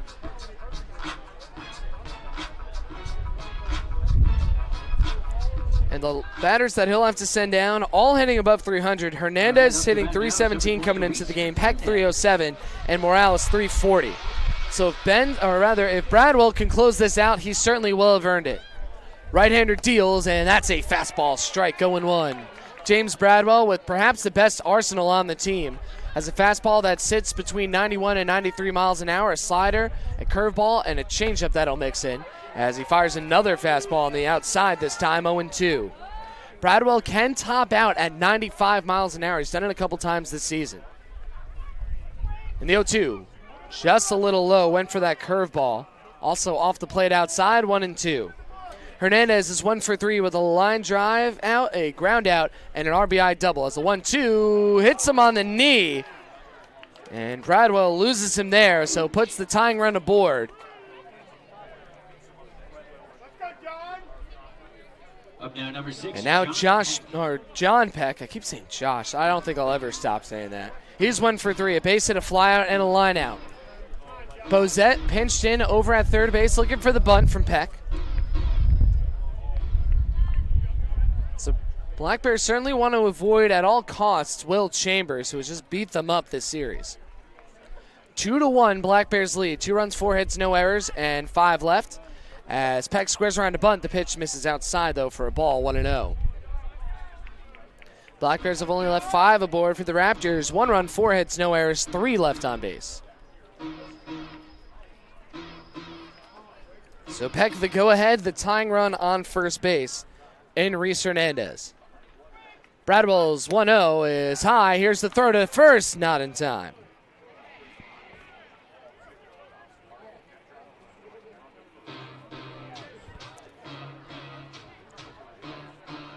So Peck trying to get one down, move the tying run into scoring position. With Bozet's speed, they should be able to get him out over at first base, depending on where he directs it. 2-0 now, and he does get a contact, but it's dribbled back towards the Black Bear on deck circle, 2-1. So Bradwell able to steal a strike there. So that's to keep playing his game, pumping the zone with fastballs. If he gets into trouble, Mark Wanarovich is up in the pen.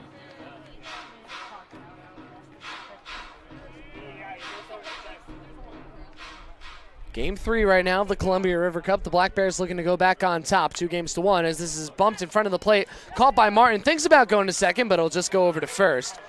Might have had a play at second base. Now they throw to third. They throw the baseball away. Bozette picks it up. He's going to have one play at home. The throw, Martin with the tag. Oh, and they just call him safe. So sacrifice bunt. Martin over Arboleda. And then Carey commits an error, and now we're all tied up at 2.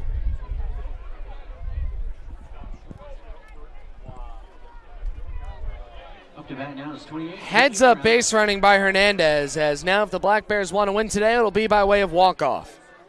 Morales is 0 for 3. He's grounded out, struck out, and flied out as Bradwell delivers a strike inside, 0-1. Bit of miscommunication defensively. Schwartz was trying to get over to third base, but nobody was there. They probably would have been better to eat that throw, but coulda, woulda, shoulda. As that is delivered for a strike. A curveball from Bradwell. He's ahead 0-2. Base is still clear now as the 0-2 from Bradwell is cranked. And Arboleda, what a stop! Uses his whole body to get in front of that baseball and gets in front on the bag to put him down for out number 2. Number 24, Will Chambers. And now it's Will Chambers to the plate. He's 1 for 2 with a single, strikeout, and a hit by pitch. The Black Bears in the bottom of the 9th will send up Mortensen, Martin, and Fung, as the first one skips in front of the plate for a ball, 1-0. And the Cowlitz Black Bears also have Jaden Shepard on the bench if they want to turn to him.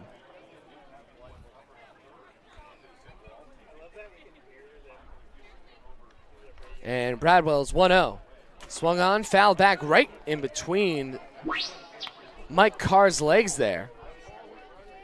1-1. So the sack bunt gives the Raptors more than they bargained for in a good way, as they get the run to score all the way from first base on the sacrifice and then the error by Carey Arboleda. Next one to Chambers, bounces in front, so now a 2-1 count to the designated hitter for the Ridgefield Raptors. Now the 2-1 is fouled in and out of the glove of Martin, 2-2. The Black Bears had a lead ever since the 4th inning when they put up a pair of runs. And now the team's tied up at 2, but the Black Bears a chance to walk it off.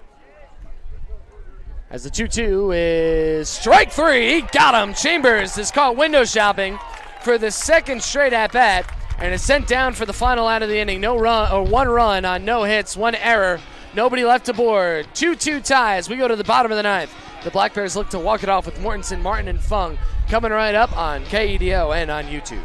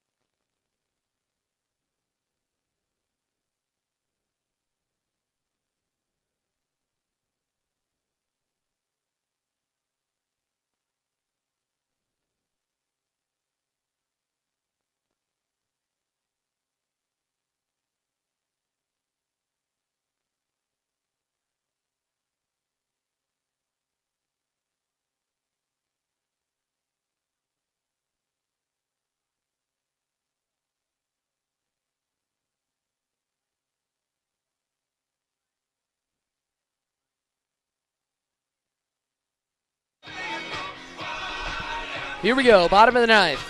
The Black Bears have not walked off a game yet this season. And if they want to win this one today, they'll have to do just that. Martin Fung. It's another inning from Ben Larson. Mortensen certainly a dangerous power bat. Couple of home runs on the season. Just wants to get aboard. As if the Black Bears get any traffic, they'll do everything they can to try to manufacture a run. Number 27, Brock Mortensen. Martin Fung. Lefty, righty, lefty. And another right-hander warming in the pen. For the Richfield Raptors, Mark Wanarovich. Steel toss, and he might come out if this game goes to extras. Larson delivers the first one. Mortensen rolls over it and taps it to first. It's picked up by Morales. He's going to have to beat Larson, and Mortensen cannot do so. So a quick 3-1 to start off the bottom of the ninth. Here's Dawson Martin.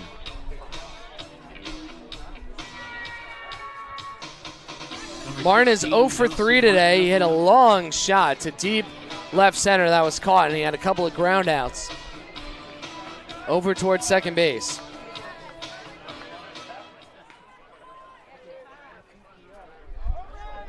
First one to him is a breaking ball right at the top of the zone for a strike 0-1. Fung waits on deck, getting ready to make his first appearance at the plate of the ball game.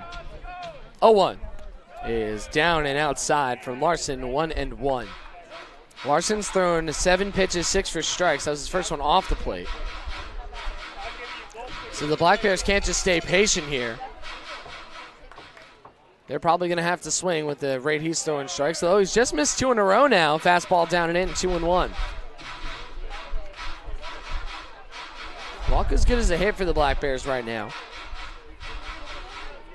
And you think that if Martin gets aboard, they might run with him, run for him for sweet as he chops one to third. Picked up, and I gotta say it's a foul ball. Looked like he was straddling the line there, but home plate umpire Mike Carr says that was a foul ball. So Martin will live to fight another pitch, really get a second chance as he was probably down 5-3. And if that had stayed. Well, it's been a pitcher's duel through and through today. Carson Angeroff was phenomenal for the Black Bears. 7 innings of 1-run baseball. Then Benson Bradwell, neither gave up an earned run as Martin grounds one up the middle. It's stopped by the shortstop. Peck on the run, fires high, and he takes him off the bags. He's going to be safe. John Peck with the error, and now the Black Bears with the winning run aboard.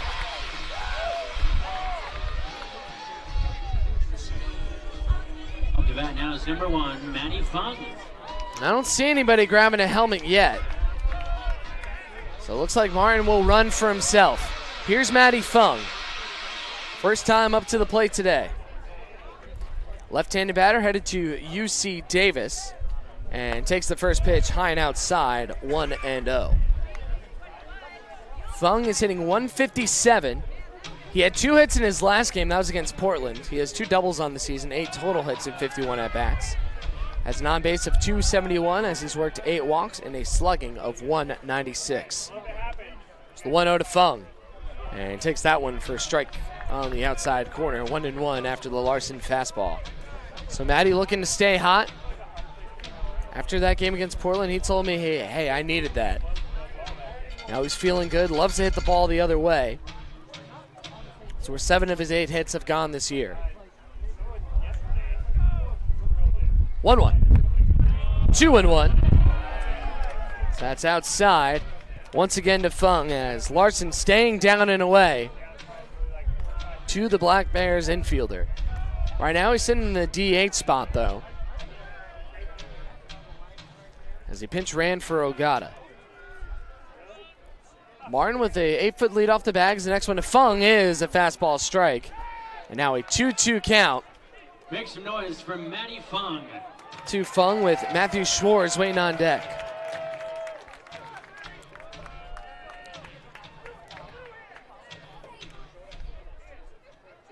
Long look from Larson. Here comes the 2-2 on the way, and Fung grounds this one, and that's going to go through the hole on the left side for a base hit. They were playing him to pull, and little do they know, Matty Fung loves to hit it the other way. And the Black Bears have the winning run in scoring position. Up now is number 4, Matthew Schwartz.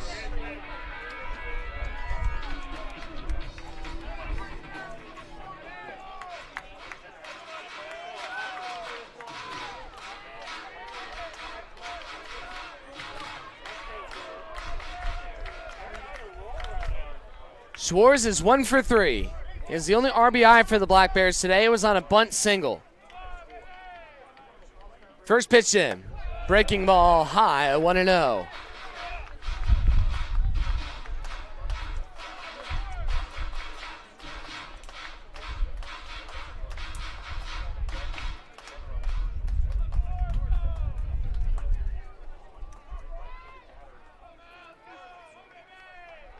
And now the 1-0. Schwartz grounds this one up the middle. It's stopped by Peck. He steps on short for 1 and back to first. It's a double play, so we will go to extra innings here. The Black Bears able to put a couple of men on base, but cannot bring them in to score. No runs on 1 hit, no errors, 1 left on. Top of the 10th coming up. 2-2 tie, and the Raptors coming to bat on YouTube and KEDO.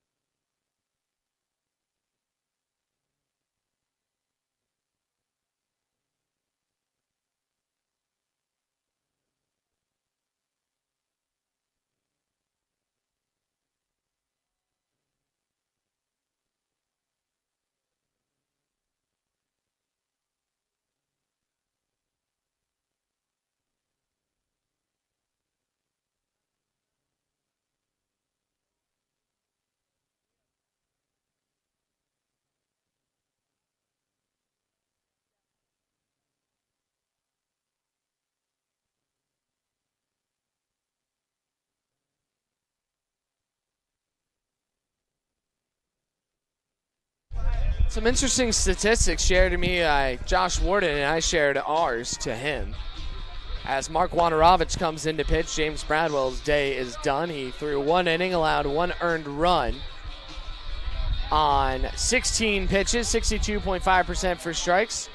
Struck out a batter, did not walk a batter or allow a hit, just a hit batter and then the error in the field as Wanarovich will come on in. But the interesting stat is the Ridgefield Raptors are 2 and 3 in extra inning games, and in all of them, the home team has won. So they've walked it off twice in extra innings and allowed 3 walk-offs. And the Black Bears have the opposite issue. They're 1 for 2 in extra innings, but all the games the road team has won. So something's got to change here in today's game, and Black Bears are hoping that it'll start to break their way as Wanarovich to the mound. And out there for his 11th appearance of the year. He's thrown 12 and 2/3 innings. He's 0-1 with a save and as many opportunities. He's allowed 8 runs, all earned, on 13 hits, 8 walks, and 14 strikeouts. Has compiled a whip of 1.67. Throws strikes 63% of the time. And has an ERA of 5.68, but a FIP of 3.26, so much better. With the FIP, which means he's pitching into a bit of bad luck, as Grant Heiser, Micah McDowell, and Brady Casper will come on up for the Ridgefield Raptors. That is 6, 7, and 8 for him. And the sun almost completely set out there and left. The lights are on, but still a patch of sunlight. Streaking from the second base bag over to first base as Wanarovich's first pitch is a ball outside, 1-0. Heiser is 0 for 3. He's grounded out once and flied out twice. As the 1-0 is hit in the air to left field. Radomski is there, jogs over, and makes the play for out number 1. 1 down, here's Micah McDowell. And the Black Bears will send up Radomski, Nishida, Bozette in the bottom of the 10th as McDowell is 0 for 3. He's grounded out, struck out, and flied out.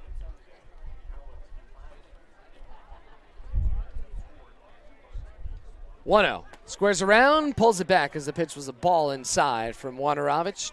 1 ball and no strikes.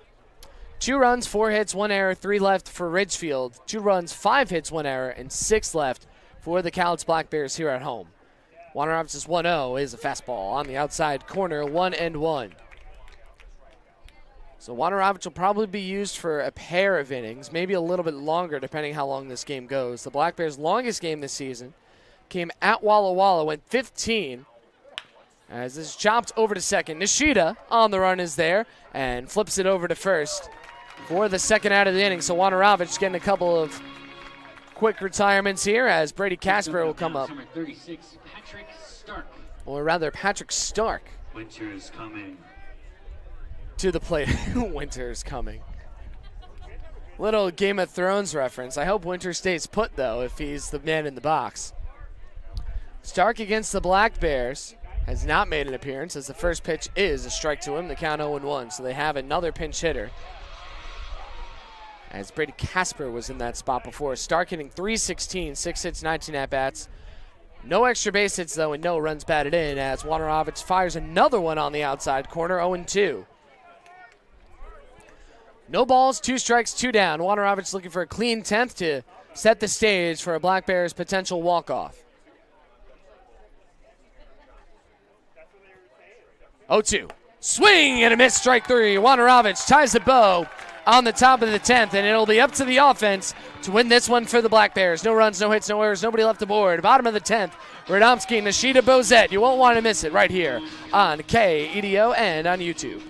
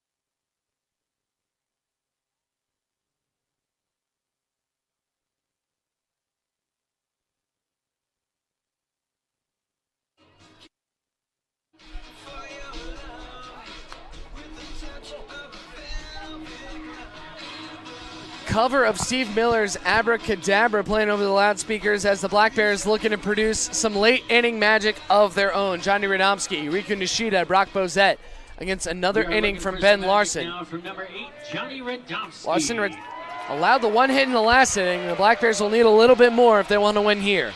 2-2 tie ball game as Larson rocks and fires to Radomski, who fouls that one back, 0-1. Radomski is 0 for 2. He's walked and grounded out, also struck out. The hits have been coming at a premium today for both sides. Just 9 total between these two teams as Radomski takes one right down the pipeline, 0-2. Top of the order, due up next. Radomski choked up with 2 strikes now. He deals, and the slider is taken down and outside, running to a good take by Radomski there. The Black Bears do not have a walk-off victory this season. They would love to do so today and pick one up against the Ridgefield Raptors. They are rivals from the south down I-5, but they're going to have to wait another batter as Radomski takes a strike 3 right at the top corner of the strike zone on a curve. There's one away. Number 5, Riku Nishida. Riku Nishida doing his traditional bow over to the umpire before beginning his plate appearance. He is 0 for 2. He's walked, been hit by a pitch, and hit into a pair of groundouts. First one to him is a ball down and outside, 1-0. Now, this situation could work out well for the Black Bears. Nishida gets aboard, and he likes to do that. He gets on a lot, over 40% of the time. He could try to swipe second, and then now set the table for Brock Bozette, who leads the team with 18 runs batted in to knock him in. So let's see if they can make that situation become a reality. Nishida's ahead in the count now, 2-0. as Larson delivers the next one, and that was right at the belt for a strike. 2-1. And then the Black Bears, of course, would like to keep it going, maybe get the middle of the order up, but if they can get Nishida in scoring position, that's all well and good for them. This is hitting in the air, foul, and go over on the left side, just beyond the bleachers. 2-2 to the second baseman for Cowlitz. Neither team has had a lot of success in extra innings. So let's see who comes on top here as the changeup is high and outside. A great take by Nishida. And the count full 3-2. So all the pressure on Ben Larson here. He's got to make a good pitch. As Nishida takes the 3-2 outside, ball 4, and now once again for the second inning in a row, the winning run is on base for the Black Bears. Stepping up now is number 3, Brock Bozette. Bozette is 0 for 4 today, but man, has he hit the ball hard. He had a long fly out to center, a nice line drive into right, both caught right at fielders. As he's now running down the dream of getting the first walk-off of the season for the Black Bears. And wouldn't it be poetic if it comes at the hands of their head RBI man as he takes one up and in for a ball, 1-0. So now Larson, little shaky on his control.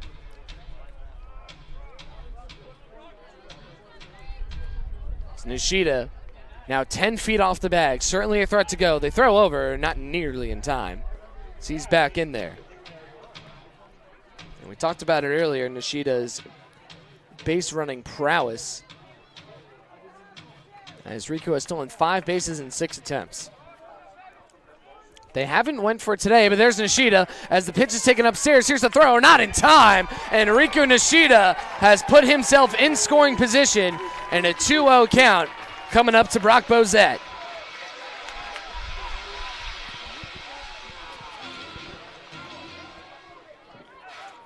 Steal number 6 for Riku now, and that's why he's such a problem for opposing teams. Ridgefield have their backs on the ropes. Bozette ahead, 2-0. The ground ball double play taken away. A line drive wins the game. As this is line and at the shortstop on a hop, he fires to first and retires Bozette for out number 2. So Brock, again, hit the ball right on the screws, but right at somebody. And now there's 2 down. Welcome to the plate, number 18, Jacob Stinson. For Jacob Stinson. And now a meeting at the mound between Heiser and Larson. Let's take a quick look at the out-of-town scores. As Corvallis are leading Wenatchee 10-2 in the top of the 5th. Bellingham lead Yakima Valley 3-0 in the top of the 6th. That's at Yakima County Stadium. And at Burlesky Stadium in Walla Walla, the Sweets trail Portland 6-4. Stinson's 1 for 4. He's lined out, singled, ground out, and flied out today. As they're going to intentionally walk him to face Kerry Arboleda.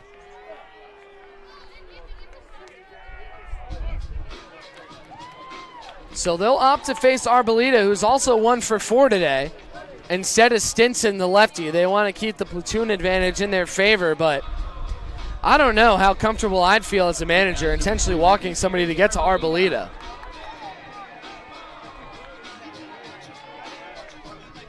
Kerry has 9 RBIs on the season and is hitting .200 with runners in scoring position.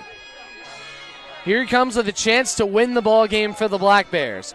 2 on, 2 out, bottom 10, 2-2 tie. They set up down and away. First pitch is a check swing, and at 5 holds the catcher.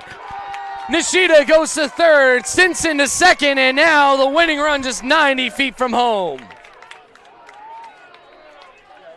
Wild pitch for Ben Larson. Screen for the Black Bears. Now that doesn't make a ton of a difference here. The only difference that really makes for the Black Bears is now they can score on an incredibly short line drive to the outfield. But Arbeleda's ahead in the count 1-0. Not known for hitting the ball softly. Any type of hit will do here. 1-0 is taken on the outside corner for a strike, 1-1. Arboleda struggled to start the season. and has seriously picked it up over the last 10 games or so. Can he be the hero tonight in Longview? Against the Raptors, 1-1. Is a strike outside. That was a nice pitch by Larson. Just clipping that corner with a little bit of movement. Looked like it could have been a cut fastball. And now he's come back ahead in the count, 1-2. Mortensen on deck. 2 down, 2-2 tie. Black Bears have 5 hits. A sixth will send them back with the victory. As it's a swing and a miss by Arboleda. Larson jams him inside, and we'll go to an 11th inning. So once again, the Black Bears put men on base, but cannot bring them in to score. No runs on no hits, no errors. 2 left aboard. Top of the 11th coming up. Jacques Connor Hernandez due up to the plate right here on KDO and on YouTube.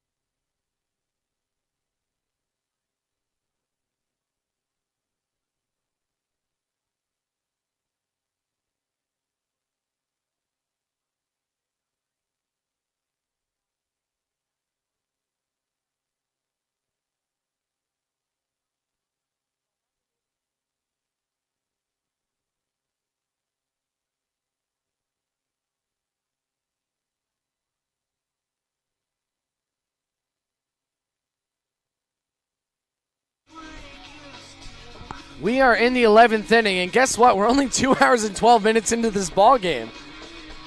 Just a normal day at the office here at David Story Field. A close game, and Tanner Jacques to lead it off for Ridgefield. Caden Connor and Reese Hernandez will follow him as Wanarovich out for another inning of work. He retired them 1-2-3 in the 10th on just 8 pitches. As the Black Bears now with another right-hander tossing out there in the pen. And that's Carter Sutton. First pitch from Wanarovich is in the dirt for a ball, 1-0.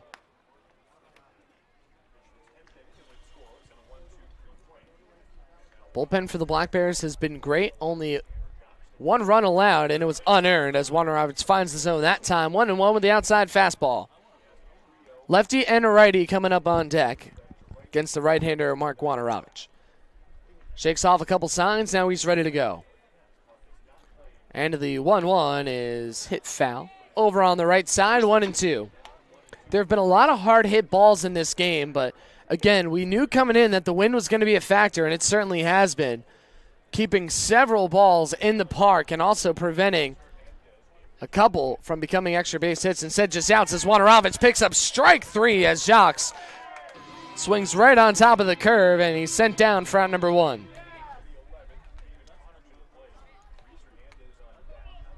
Wanarovich has now struck out 2 in just 4 batters faced, as we'll see Caden Connor for the 5th time. RBI double, a ground out, or 2 ground outs and a fly out. And my mistake, he does not have an RBI double. He just has a double and a run scored. Reese Hernandez has the RBI 2-bagger. Wanaravich's first pitch is down and in, missed with the breaking ball, 1-0. And now the sun almost completely set. The lights now starting to become a factor out here on the field. But still a nice, soft, peachy sunset out in the distance to the west. 1-0. There's a strike on the inside corner, 1-1. I got to say, Mike Carr's strike zone has been spectacular today. From up here, I've been able to tell if it's a ball or a strike. Every time, he's really had very little deviation. So hats off to Carr for a nice game today. 1-1, and that was inside. Bit a little too hard into Connor. 2-1 to the right fielder for the Ridgefield Raptors. Again, the Black Bears 1-2 in extra inning games, won the only one on the road against Walla Walla. That game went 15 and lasted 2 hours and 8 minutes. They lost the other 2 against Bend and Cascade Collegiate. This is line right to Schwartz on the hook. As the LCC's shortstop puts the squeeze on it for the second out. So now here is Reese Hernandez, who is up for the 5th time. He's been hit by a pitch, lined out, doubled, and grounded out. The Black Bears will counter in the bottom of the 11th with Mortensen, Martin, and Fung. First pitch from Wadarovich is a beautiful fastball on the outside corner. Had a little bit of break the other way, 0-1.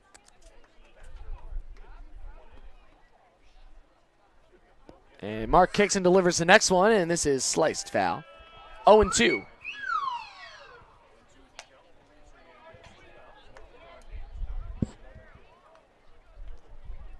Black Bears looking for a strikeout here to get them back up quickly. Open stance for Hernandez as the 0-2 is high, gets away from Martin's glove, and it'll bounce off the backstop, almost right back to him. And it looks like they're going to use a different baseball as the home plate umpire gives one over to Martin. As Hernandez is choked up on the bat ever so slightly in the 1-2 count. Mark deals. Grounded to third base. Oh, what a stop by Bozette. Stands up, fires on the line to first, and they got him! Brock Bozette flashing the leather again over at third base with a spectacular hit-saving play to send us into the 11th inning. No runs, no hits, no errors, nobody left the board. Let's see if the Black Bears can walk it off here with Mortensen, Martin, and Fung coming up on YouTube and KEDO.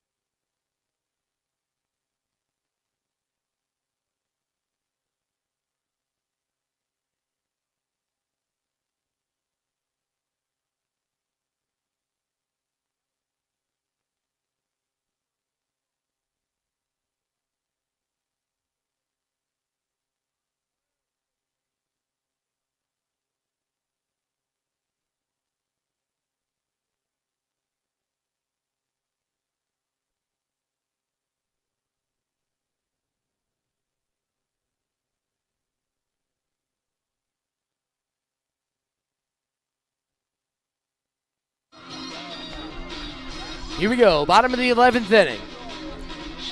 Brock Mortensen, Dawson Martin, and Matty Fung against a new arm. It's going to be Andrew Trittman, so that is it for Larson. So you got 3 quality high leverage innings out of him. Larson threw 3 scoreless, walking 2, allowing a hit, and striking out a pair. As it's going to be up to Trotman. My mistake, I said Trittman, it's Trotman. And up to bat now is number 27, who is making his 11th appearance of the season. Or my mistake, his 13th. He has 2 non-leagues. He has a 3.05 ERA and 20 2/3 innings pitched as a sidearmer deals and misses outside for a ball, 1-0. Trotman threw 2 scoreless innings against the Black Bears back on June 2nd. Walked a batter and struck out 2. Whereas the 1-0 is a strike on the outside corner, 1-1.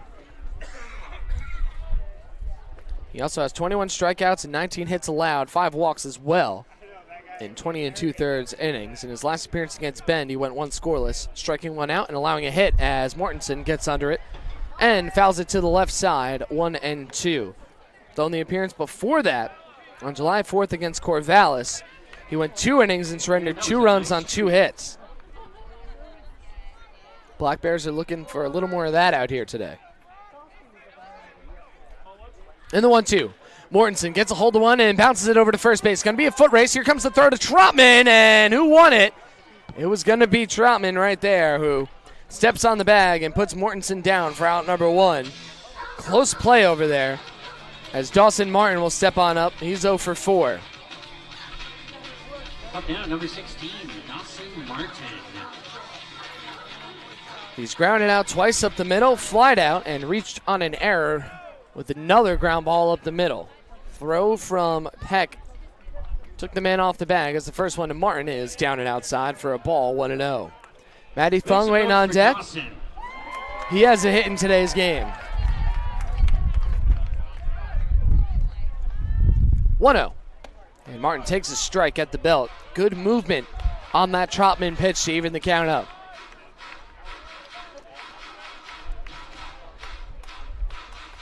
Black Bears had a couple of chances in the bottom of the 9th and the bottom of the 10th to bring in a run and could not get it done. Let's see if they can do it here. Every man that steps up to the plate is a potential hero, though it is very difficult to hit one out here. Got to really get a hold of one, especially on a day like today, as Martin takes one down and outside, 2-1. So Trotman going with a few breaking pitches in this at-bat, but the Black Bears able to lay off of him. Particularly Martin, as the 2-1 again is slung outside, 3-1. Now the only problem with the sidearm delivery is, while it is repeatable, when you're wild, it's a little bit more difficult to adjust, because you're adjusting from the side instead of the top, as Martin hits one high but foul on the right side. And actually, I think that cleared the stadium over there, so that'll be on outside LCC property. A full count coming up to the Black Bears catcher. Give Martin a lot of credit, catching another extra inning game. He caught the 15-inning game as well. All 15 behind the plate.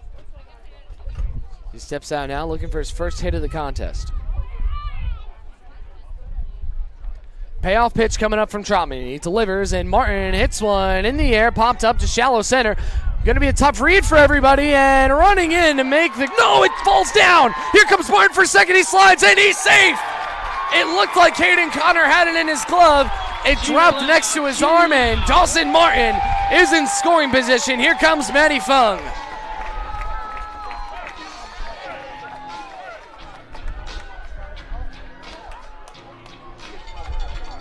So that's going to go as a pop-up double for Dawson Martin. How about that? That's baseball for you.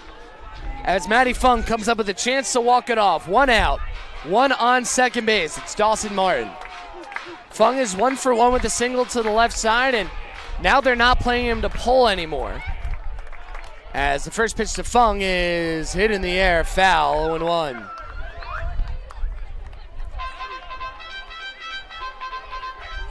And Cowlitz are 2 for 7 with runners in scoring position today. They just need one more right here. 0-1. And Fung hits one in the air. This is going to deep left center. That's going to drop in right center field. Here comes Martin. Fung over to second base. Dawson Martin scores. It's a walk-off RBI double for Matty Fung, and the Black Bears win this one in dramatic fashion.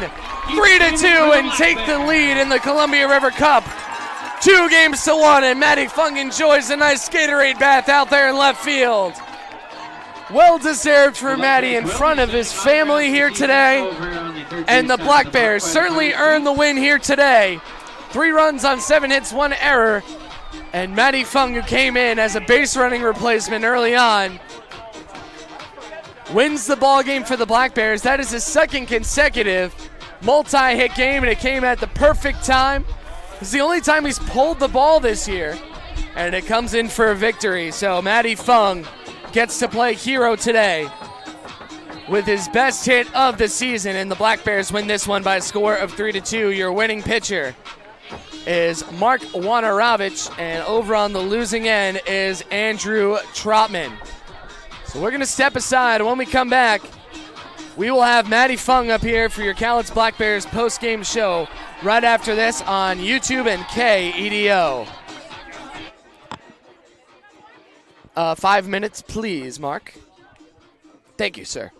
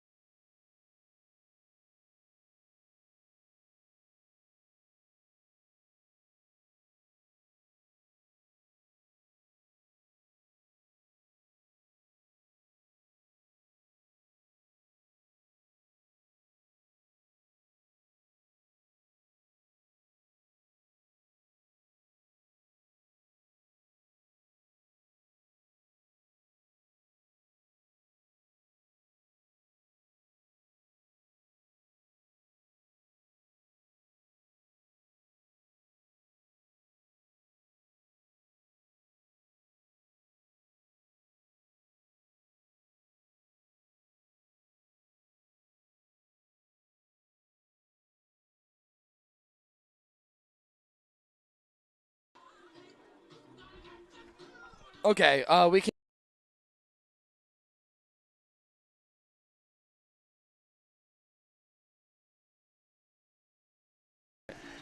Hello? Okay, great. All right, here, talk. Here, bring the mic a little closer to your mouth. Hello, hello? Oh yeah, now we can hear you. Perfect. That totally works. What do we know?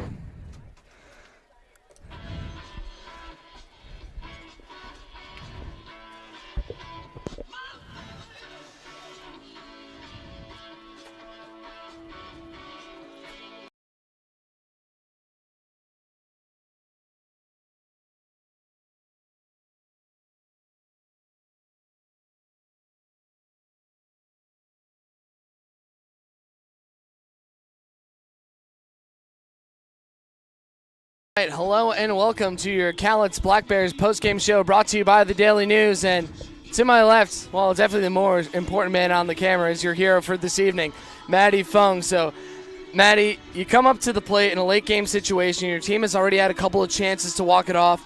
First and foremost, what were you thinking when you were stepping in with Dawson on second? Just to hit something hard in the gaps because I knew the outfield was probably playing a little shallow to be able to throw Dawson out if I hit one right at them. So I was just trying to hit a line drive and not hit it too high because the wind's blowing everything in. Yeah, that was going to be my next question. So when it came off the bat, there have been so many hard hit balls today were outs. Did you know that it was going to drop in after you hit it? Yeah, I saw that the center fielder was playing no left center, and I hit it to right center, so I was for sure that it was going to be down. So, Maddie, the majority of your hits this season, almost all of them really have been either to left field or up the middle. Yep. You feel pretty good about pulling the ball here today? Was it a different approach or it just happened? I like the sidearm guys. I feel like I see them well, and I was just looking for a ball middle in, and he threw it there. Fantastic. So you come in as a defensive replacement. Now you have your second consecutive multi-hit game. Yes. You feeling a little bit better? Yeah. Ball looking like a beach ball? Yeah, the past couple weeks I was struggling, couldn't get a hit, but in Portland I had 2 hits, and tonight I had 2 hits, so it feels really good.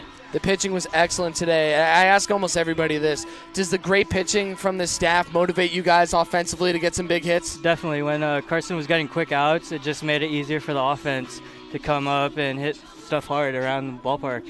And now your dad was here today. You gave him a hug on the way back. Yeah. Does it mean more that he was in attendance today? Yeah, I was so happy that they're here and they were able to see it. Oh, yeah, that's right. Mom and Dad are both Yeah. here today. Awesome. Well, Maddie, I'll let you get back to your adoring fans and all the adulation that you're receiving out there. But great work today, and we'll see you back at it tomorrow. Thank you. You can catch tomorrow's action at 1:05 p.m. on YouTube and KEDO or KEDOAM.com as we look to wrap up the series against the Ridgefield Raptors. Now the season series sits at 2-1 in the Columbia River Cup, but this one is 1-1. So watch Maddie Fung and the rest of the Black Bears come and try to take him down for the second game in a row to close out their first half. That'll wrap things up here. Final score here after 11 and a game that only lasted, I don't know, it was like 2 hours and 20 minutes, I think, in an 11-inning game. That's Black Bears baseball for you.